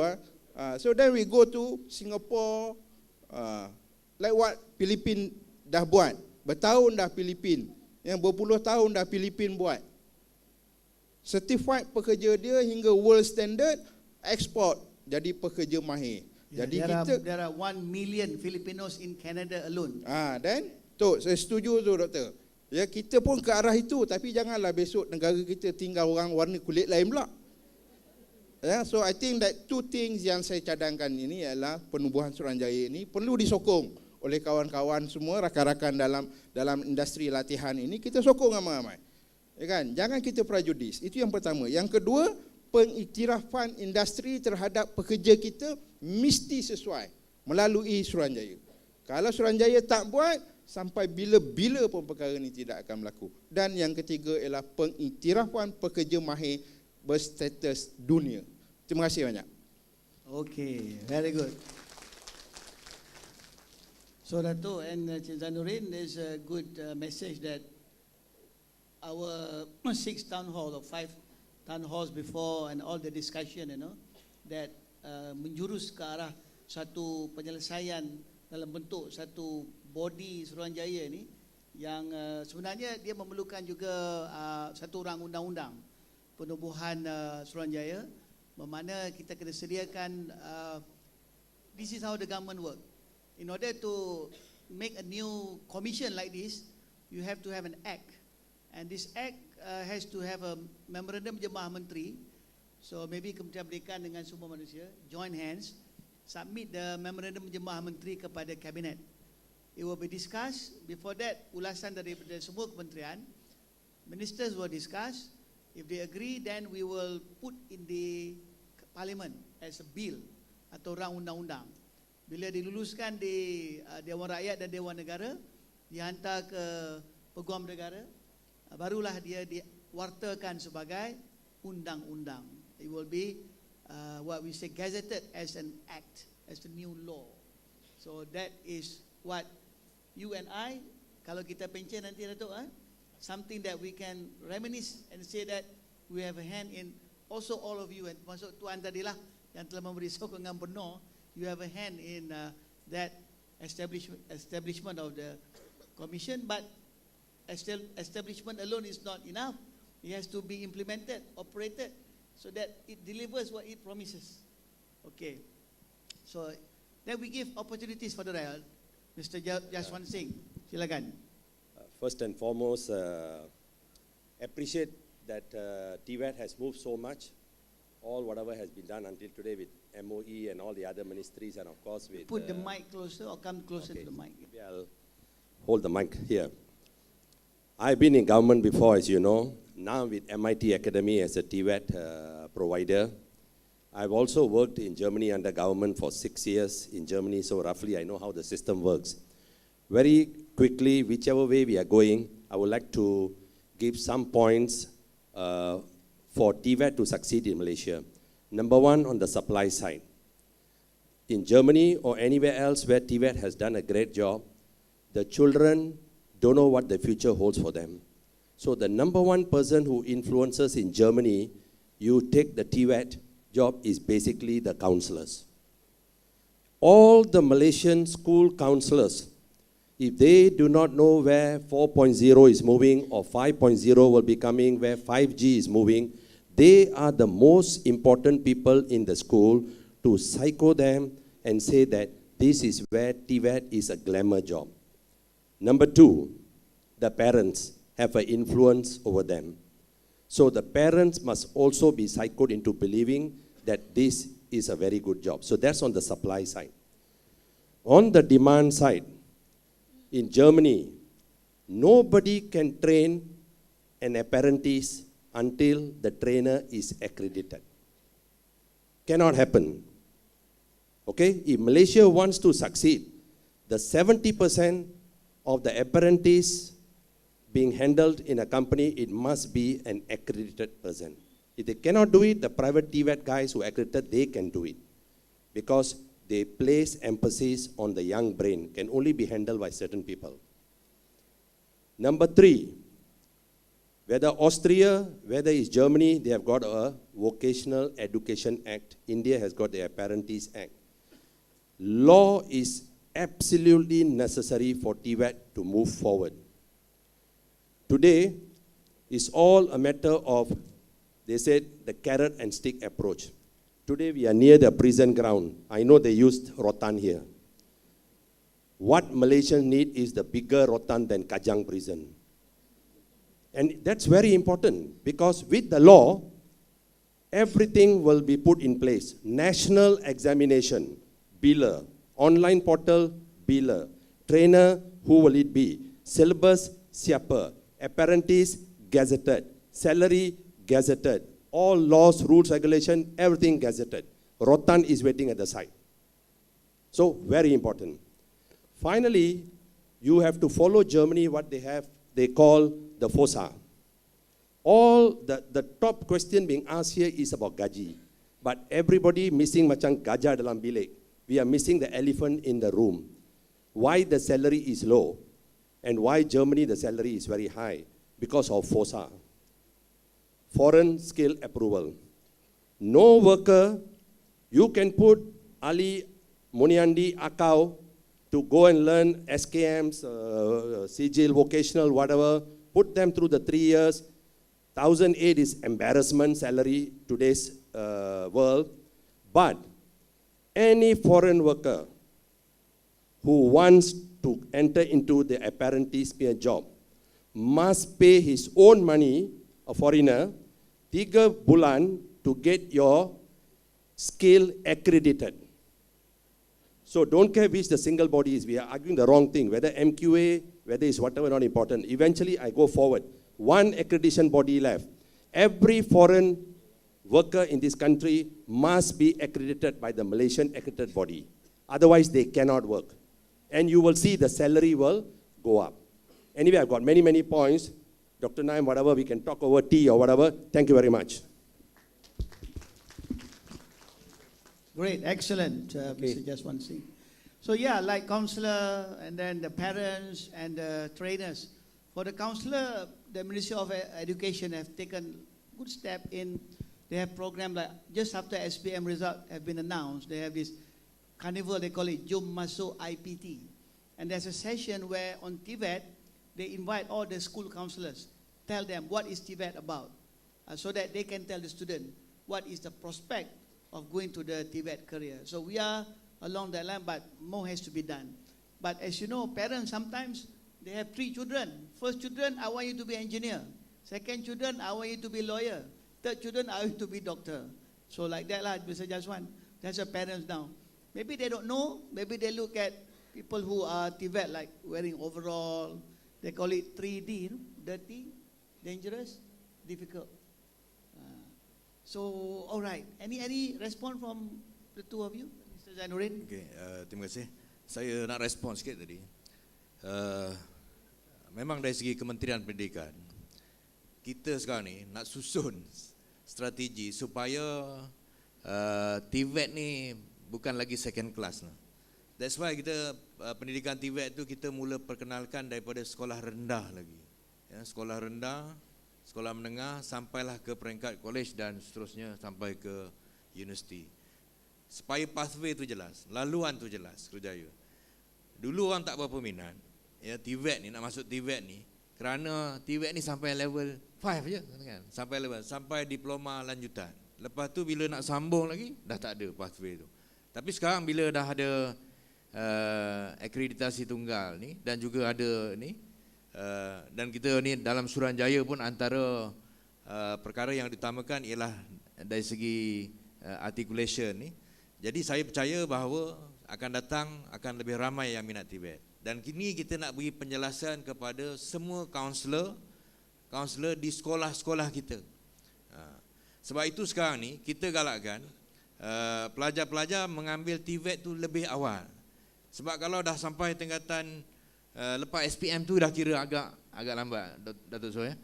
That's why kita sekarang ni tingkatan 1, tingkatan lepas tingkatan 3 ya, dia dah boleh buat TVET, dah boleh buat sampai SKM 3, SKM 4 diploma itu. Jadi kita harap selepas keluar daripada sistem itu dia dah boleh dah tahu dah apa hala tuju dia. Terima kasih.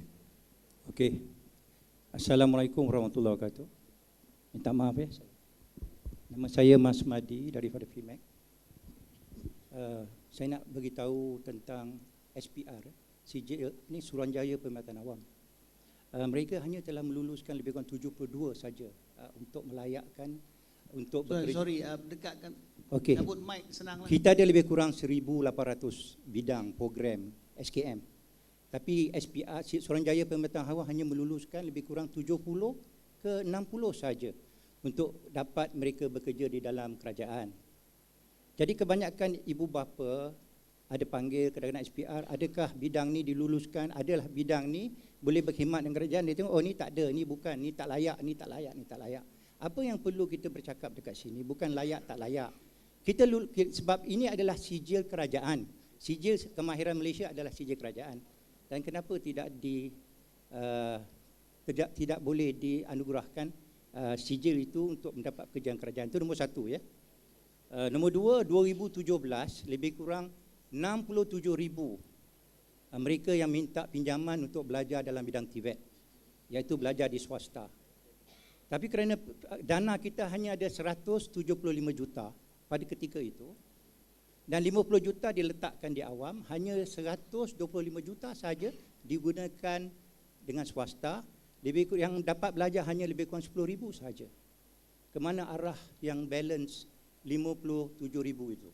Sebab dana tidak mencukupi. 2015, 2014 kita dapat lebih kurang 350 juta untuk mereka belajar dalam TVET. Tapi tahun ini kita dapat 200 juta, 50 juta pergi ke awam, 150 juta pergi ke swasta. Tapi yang nak belajar begitu ramai sekali. Kita tadi berteriak, bercakap, memperkasakanlah, memperdanakanlah, kita nak halau semua warga asing keluar, tapi kita tak lihat dari segi dana yang boleh anak-anak B40 ni belajar. Kadang-kadang mereka pergi ke pusat bertaliah ingin belajar, pusat bertaliah kata minta maaf, kita tak ada kota. Itu yang amat sedih sekali. Kita tengok daripada golongan B40 yang mereka nak belajar. Mereka bukan nak minta free, mereka nak pinjam duit dan mereka akan bayar balik. Kita kena lihat dari segi itu. Bukan grant yang dibelajar di awam 1, 2, 3 percuma, tapi di swasta 1, 2, 3 kena bayar. Kita lihat yang itu juga. Sebab kita sini cakap pasal nak keluarkan warga asing, nak memperkasakanlah, perdanakan. Kita semua cakap kadang-kadang no reality lah. Saya harap kita lihat dari Suruhanjaya Perkhidmatan Awam supaya sijil kita tu telah diperkasakan untuk bagi semua sijil-sijil yang telah ada tu supaya di-endorse sijil ni dianugerah. Itu yang kita lihat dari segi ramai banyak program-program dia tu tidak ditauliahkan oleh SPR, Suruhanjaya Perkhidmatan Awam. Itu yang saya tengok. SPA tak diluluskan. Itu saya rasa kita dah lama dalam bidang TVET, lebih kurang 50 tahun dah. Tapi masih lagi belum didapat disijilkan. Ini yang lihat dari segi aspek ni dululah. Kita kata sijil tunggal. Sekarang kita ada banyak sijil yang keluar. Jadi kita harap kita ada satu sijil tunggal, iaitu dikeluarkan oleh JPK, Jabatan Perkhidmatan Awam, itu sijil SKM, DKM dan DLKM.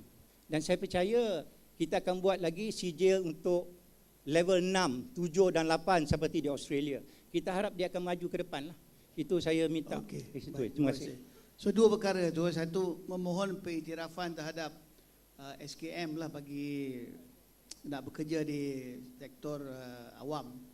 Pengiktirafan oleh SPA dan JPA. Yang kedua ialah nak mohon lagi banyak dana lah untuk beri peluang pinjaman lah kepada pelajar untuk belajar di IPTS. So dua mesej tu. Okey. Tak ada. Tak ada. Itu kalau dia tak ada orang yang bekerja dalam SPA yang ada di sini untuk menjawab ya, kita jawab orang kata apa. Mesej tu kita rekodlah, kita akan sampaikanlah pada pihak yang berkenan untuk diberi pertimbangan.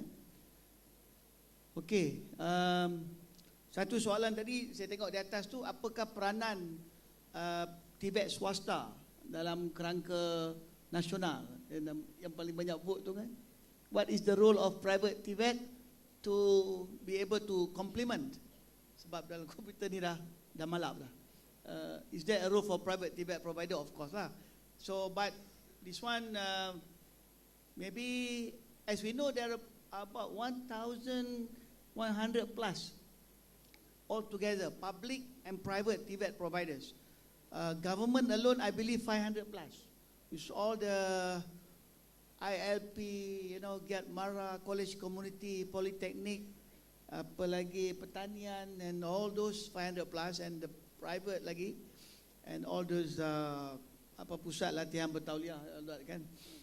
So now, of course, there will be a role if there is a shortage of supply in terms of TVET graduate. What the government can do through its government institutions in terms of quantity cannot be absorbed by the employers or the industry or the companies, then there's a need for the private sector, as simple as that.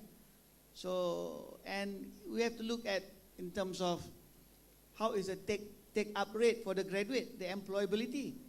If like they reach 90%, that means the show must go on. But you have to look at how is the performance of these institutions in terms of the employability. That's, I think, the major indication whether you are relevant or not is if you sell a product, your product is being bought by customer. If you produce people, then people will employ your graduates, if you produce graduates. So that, very simple as that, I would say that. That also want to say something, please. In terms of private sector TVET providers, there's a big role for them to take part. So based on figures 2014 to 15, the intakes of TVET about close to 170,000 of the TVET students. Now, by 2020, by right, we need to achieve about 220,000 of the students to the TVET. So the private sectors, although about 750 institutions, but they only provide about 35% out of these 200 over thousands. But public sector is still the one produce the biggest figures.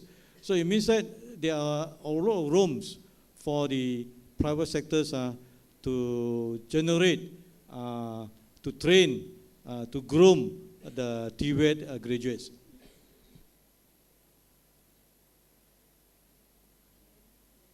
Yes, from FMM, you can either go to the mic or somebody pass you the mic.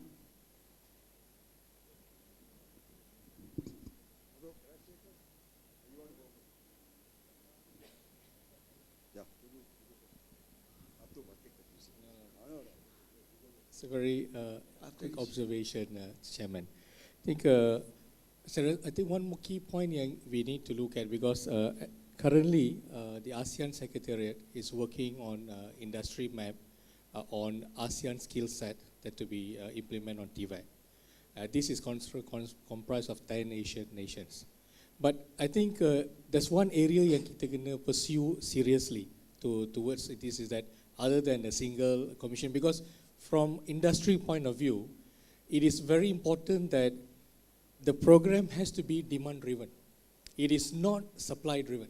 And I think one of the biggest challenge that we are having now with these 9 ministries and various institutions, even private or government, it is all about what individual college or institution has to offer, rather than what actually is the most relevant to be to the industry or that is required.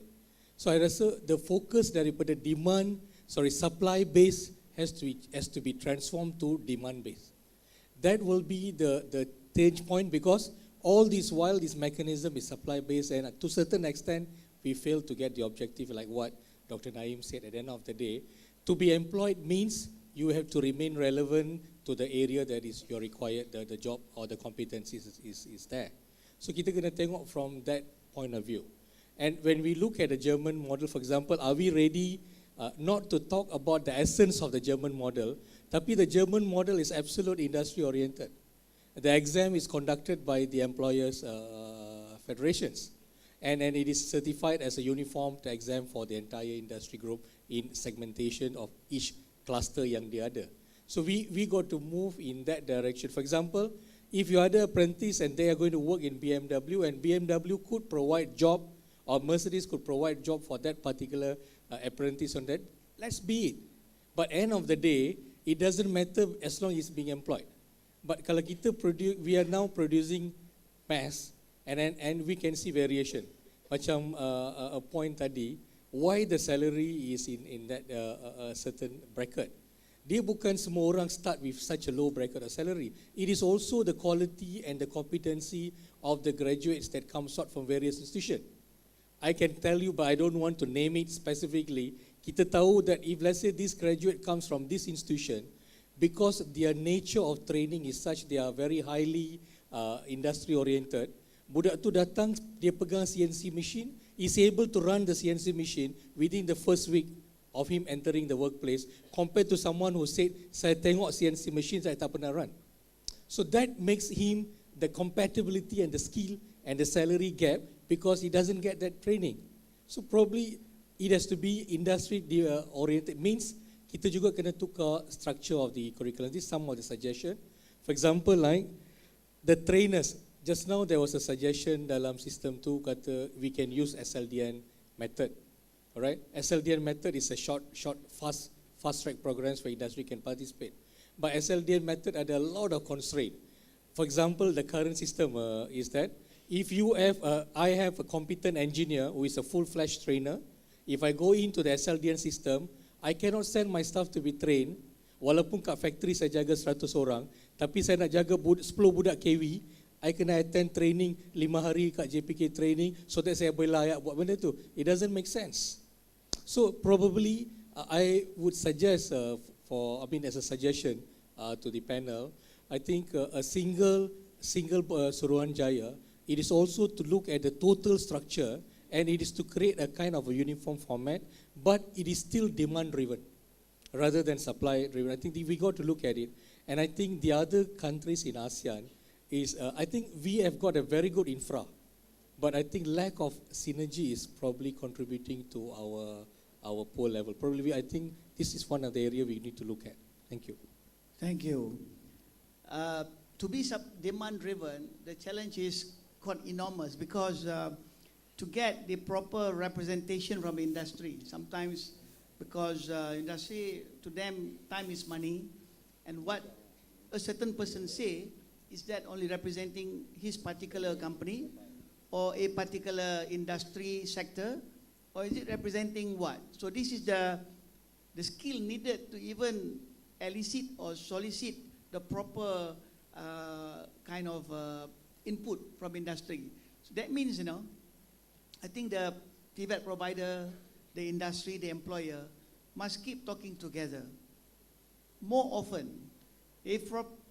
I would like to see like more, maybe deputy directors of polytechnic or college community, have breakfast with industry people, dinner or what, on a weekly basis. So you see eye to eye and try to understand each other and try to come to a meeting point. But probably that is lacking. It's like two worlds. We are providing something, we throw to the thing. Sometimes the employee said, you have to swim at the deep end, so that person die. Sink or swim. I think we should ask the employer, do you want a diver, or do you want a swimmer who can do breaststroke, or you want a swimmer who can really do freestyle, or you want a swimmer who can do whatever, I don't know, so many types of swimming style. So what is it that the employer and the industry want? This can only be achieved if we see each other more, talk to each other more, and try to understand. That's the only way. If just, once a year or twice a year, it's still not enough. Because sometimes we still get the same message of bad attitude of graduates, not punctual, sometimes ambil cuti suka-suka, all that. So this is also one aspect that TVET providers need to instill among their students before they graduate, the soft skill, the tenacity, the agility to withstand whatever kind of situation they can survive. So technical and soft skills. All right. So just gentlemen in the green jacket, sir, bagi dia peluang dulu because dia beri dulu tadi. Boleh ya, terima kasih. Datuk Chairman, Honorable Panel, ladies and gentlemen, a very good afternoon to all of you. My name is A.K. Wu from Master Jaya. I'm also a member of the FMM Council. Today I especially wear green. I forgot to bring my FMM jacket. But I think this is very relevant to this particular town hall session, because this green jacket is always put up by all my foremen and my line leaders. So they are the real TVET people. So today I'm really a TVET person. So I think this is very important. my comment is this. You know, nowadays in Malaysia, a lot of universities, they have actually appointed what we call the IAP members, the Industrial Advisory Panel members. And I happen to sit in a number of universities as their members. And I find that this is very, very relevant, very important to the academician, because by doing this, then they are able to match what they teach in the universities, like in this case in TVET institutions, to the industry. When we are invited to sit in the IAP meeting, we are given full access to the syllabus of the universities. That means they tell us exactly what they teach in that particular subject, whether it is mechanical engineering or electrical engineering or civil engineering and so on. And they also invite us to visit their lab, their facilities, their workshop, and so on and so forth, you know. And they would also ask us to look at their final papers, the project submission by the final year students and so on. So by exchanging views and telling them exactly what the industry required, they will gradually adjust the syllabus to suit the industry requirement. So I would suggest that TVET panel or institution should also look into this aspect of the industry and the academic kind of a collaboration. So with this, I think you would probably be able to improve further, because we don't want the TVET to produce graduates which are not employable to the industry. So for example, like myself, I started with a diploma in engineering, and I came out as a technician. I did service job. I was employed as a service technician at the salary of 480 ringgit. Imagine that, only 480 ringgit. 20 years ago? 20 years ago, maybe? Yeah. So, yeah. So from there, I learned, I worked for about, I think more than 15 years. And then only then I started to go further to my further education to become a qualified engineer. So I have really gone through the TVET stage, all the TVET stages, you know, everything is hands-on. So because of this experience, all my engineers, my technicians, my foremen, they have no way to cheat me. Because I went through the process. I know exactly what is welding, I know what is steel fabrication, I know what is the servicing of a product and so on. So I think TVET has a very important role to play in this aspect.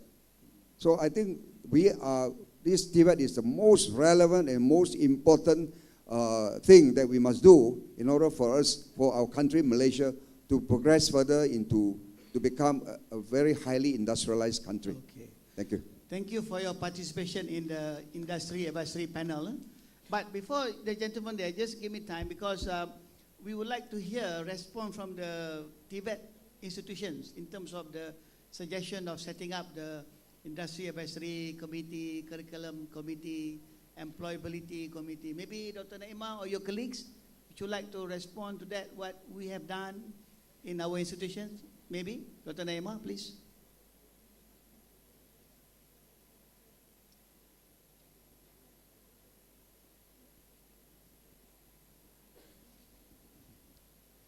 Thank you, Dr. Naim. To respond to all those that have been mentioned, I think we at the Polytechnics have already got a system in place whereby our engagement with the industry is quite frequent. We have scheduled meetings with the industry, and we do get them to give input on the running of the curriculum, on the implementation of the curriculum. We do have work-based learning, whereby we send our students to the industry for them to undergo training on a structured basis. The outcome is good. The employability for those kind of programs is quite high. However, what makes it quite difficult for the students to respond to the employability question is about the income.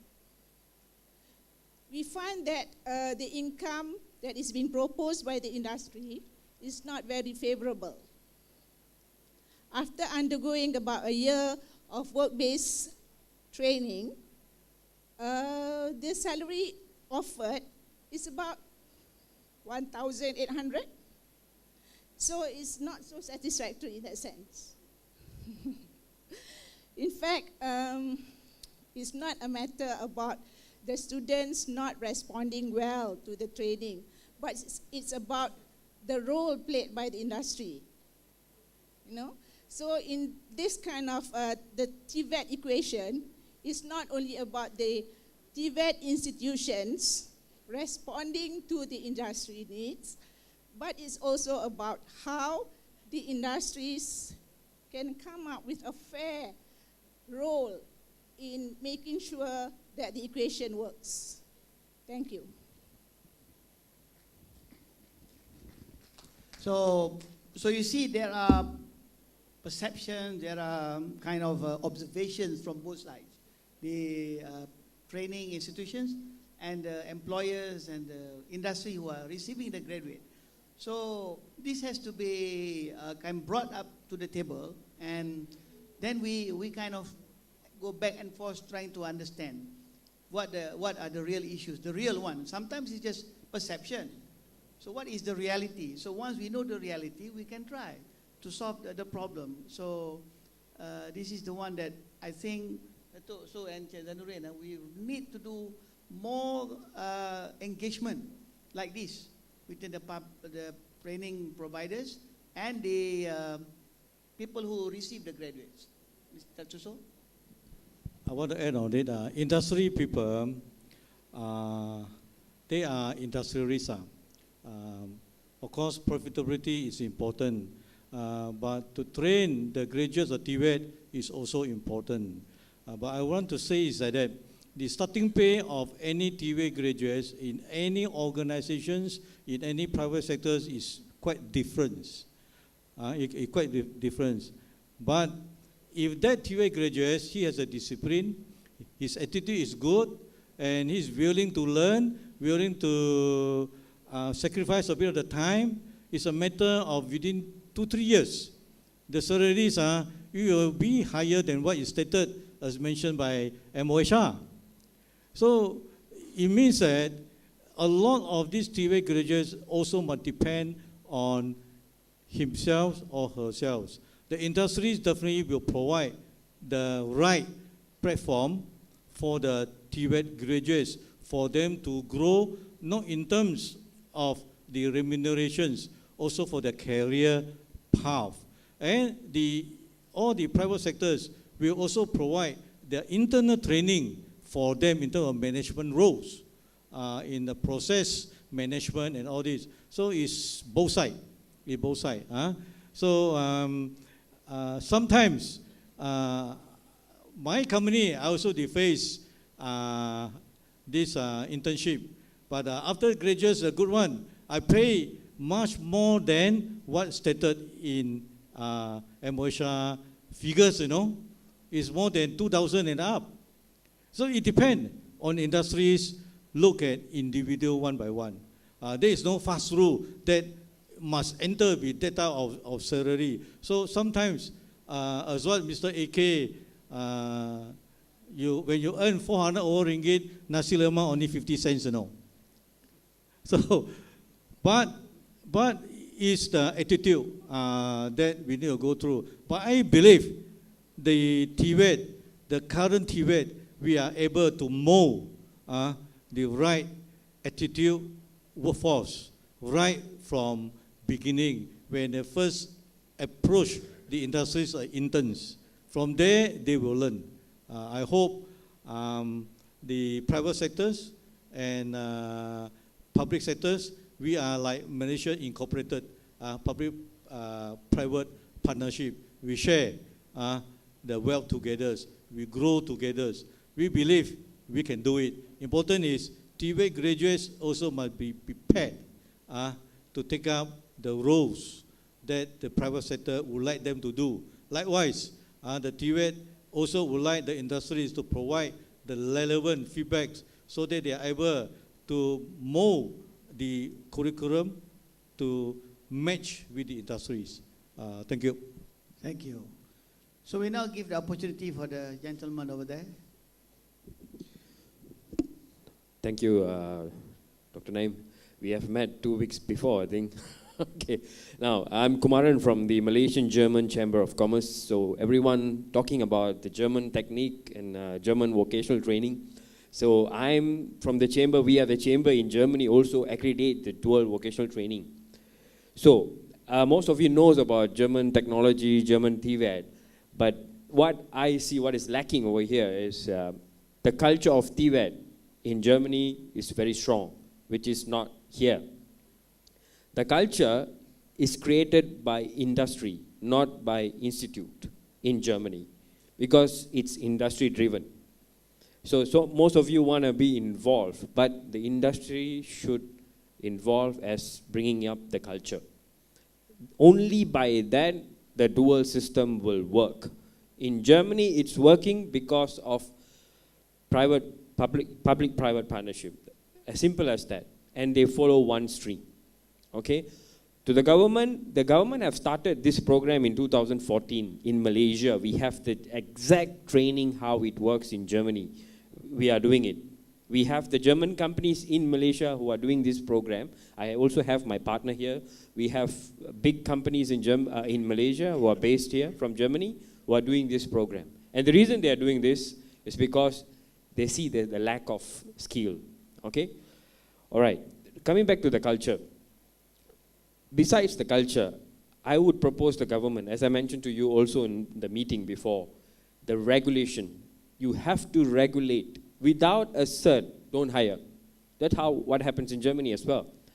Even a bricklayer or plumber or anybody. Only the cleaner in Germany don't have a certificate. Rather than that, without a certificate, the German companies won't hire anyone. That's the normal thing in Germany, with the strict regulation. Only by then, they can uplift the skill. Without that regulation, no way. All right? My another thing is the curriculum, of course, is important. As you mentioned, industry-ready curriculum. The industry need to be involved with the institute together to come up with the curriculum. Because the dual system in Germany, the curriculum is developed by industry. By industry. They know what's going to happen in next 10 years' time. Only they know what's going to happen in next 30 years' time, what's going to change. They should be able to advise the, if you call this Suruhanjaya or whoever here, they should be able to advise. So, lastly, in Germany, companies have budget to train. Malaysian companies should have that mentality to train. So, have some budget to train. Example I'm telling you, I don't know, mostly some of you may have a car, BMW or Mercedes, all right? A BMW in Germany, their gearbox is done by ZF, all right? All right, ZF and BMW follow the same training method. BMW said, you have to follow this dual vocational training, otherwise I'm not taking from you. And this started 200 years ago, not something new. Same, I have the German companies who are here in Malaysia. They work along with their suppliers, another German company. Okay, these German companies, they say, do the dual vocational training. Why is that? When these companies do dual vocational training, they are contributing to the economy back. This is what happens in Germany. The companies in Germany, they train about 200 students, some may train 1,000 students, but they don't take all of them. They take 500 at least. The 500, they let them go. They're contributing back to the economy because they are skilled. I'm sure they will be employed by other companies. All right? So the other company should be able to hire them with the right skill. So that contribute back to the economy. That's how it works in Germany. Without that, the dual system will fail. That's for sure. Okay, thank you. Thank you for that very valuable input. Great. So now the Secretariat has signaled to me there are about 5 minutes left, but maybe I should give honor to the host. Maybe Puan Zainal or your colleagues from the prison department wants to say something or ask something or share something. Would you like to do that? If none, then I'll move on. No, huh? Okay, right. So now we have Dato' So, any last words from you, Zanurin? My last word is please support TVET. This is the future. Support Suruhanjaya TVET. Memperkasa TVET membina negara. Thank you. So thank you, Dato' So and Zanurin and all the participants for having a very lively and I believe a very beneficial. I think your time invested in the last 2-3 hours is worth it. But we look forward to further engagement. And before that, they say the purpose of training and education or schooling is about learning to know, learning to be, or learning to know, learning to do, learning to be, and learning to live together. So the public and the private, the employers, the private training providers, the public all have to learn to live together. And they say that, Alvin Toffler, the futurist, mentioned with the advent of the fourth industrial revolution and the fast pace of technological change, that the illiterate of the 21st century will not be those who cannot read or write, but those who cannot learn, unlearn, and relearn. And another word from someone, he says that human resources are like natural resources. They are very deep. So you got to really gali your people and develop them until they become a very good person. So before ending, we all come from the basically public and private. Let's have the people from the public sector give a round of applause to the private sector, please.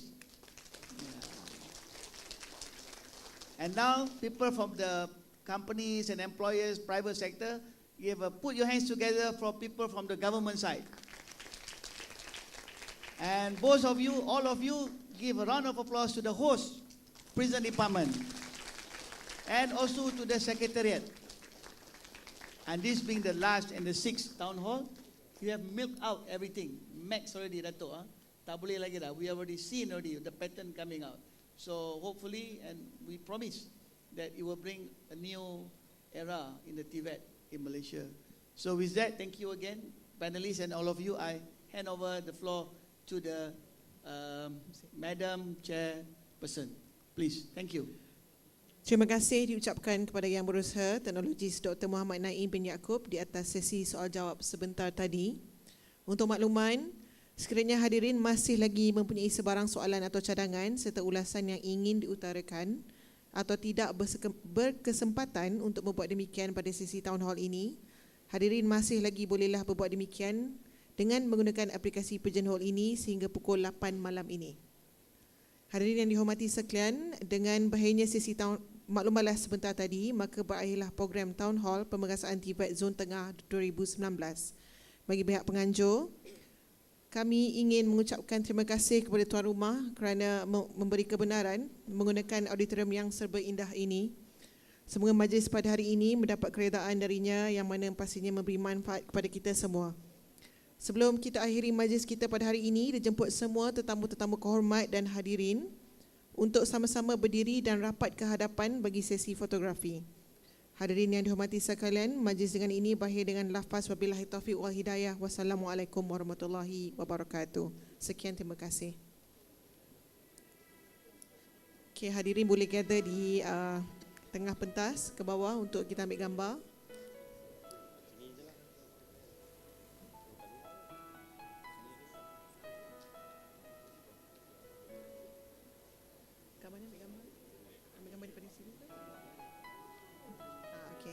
Boleh duduk di kerusi merah tu, mungkin tetamu-tetamu kehormat. Okey, fotografer akan ambil gambar daripada stage. Boleh ke tengah dewan ya, hadirin.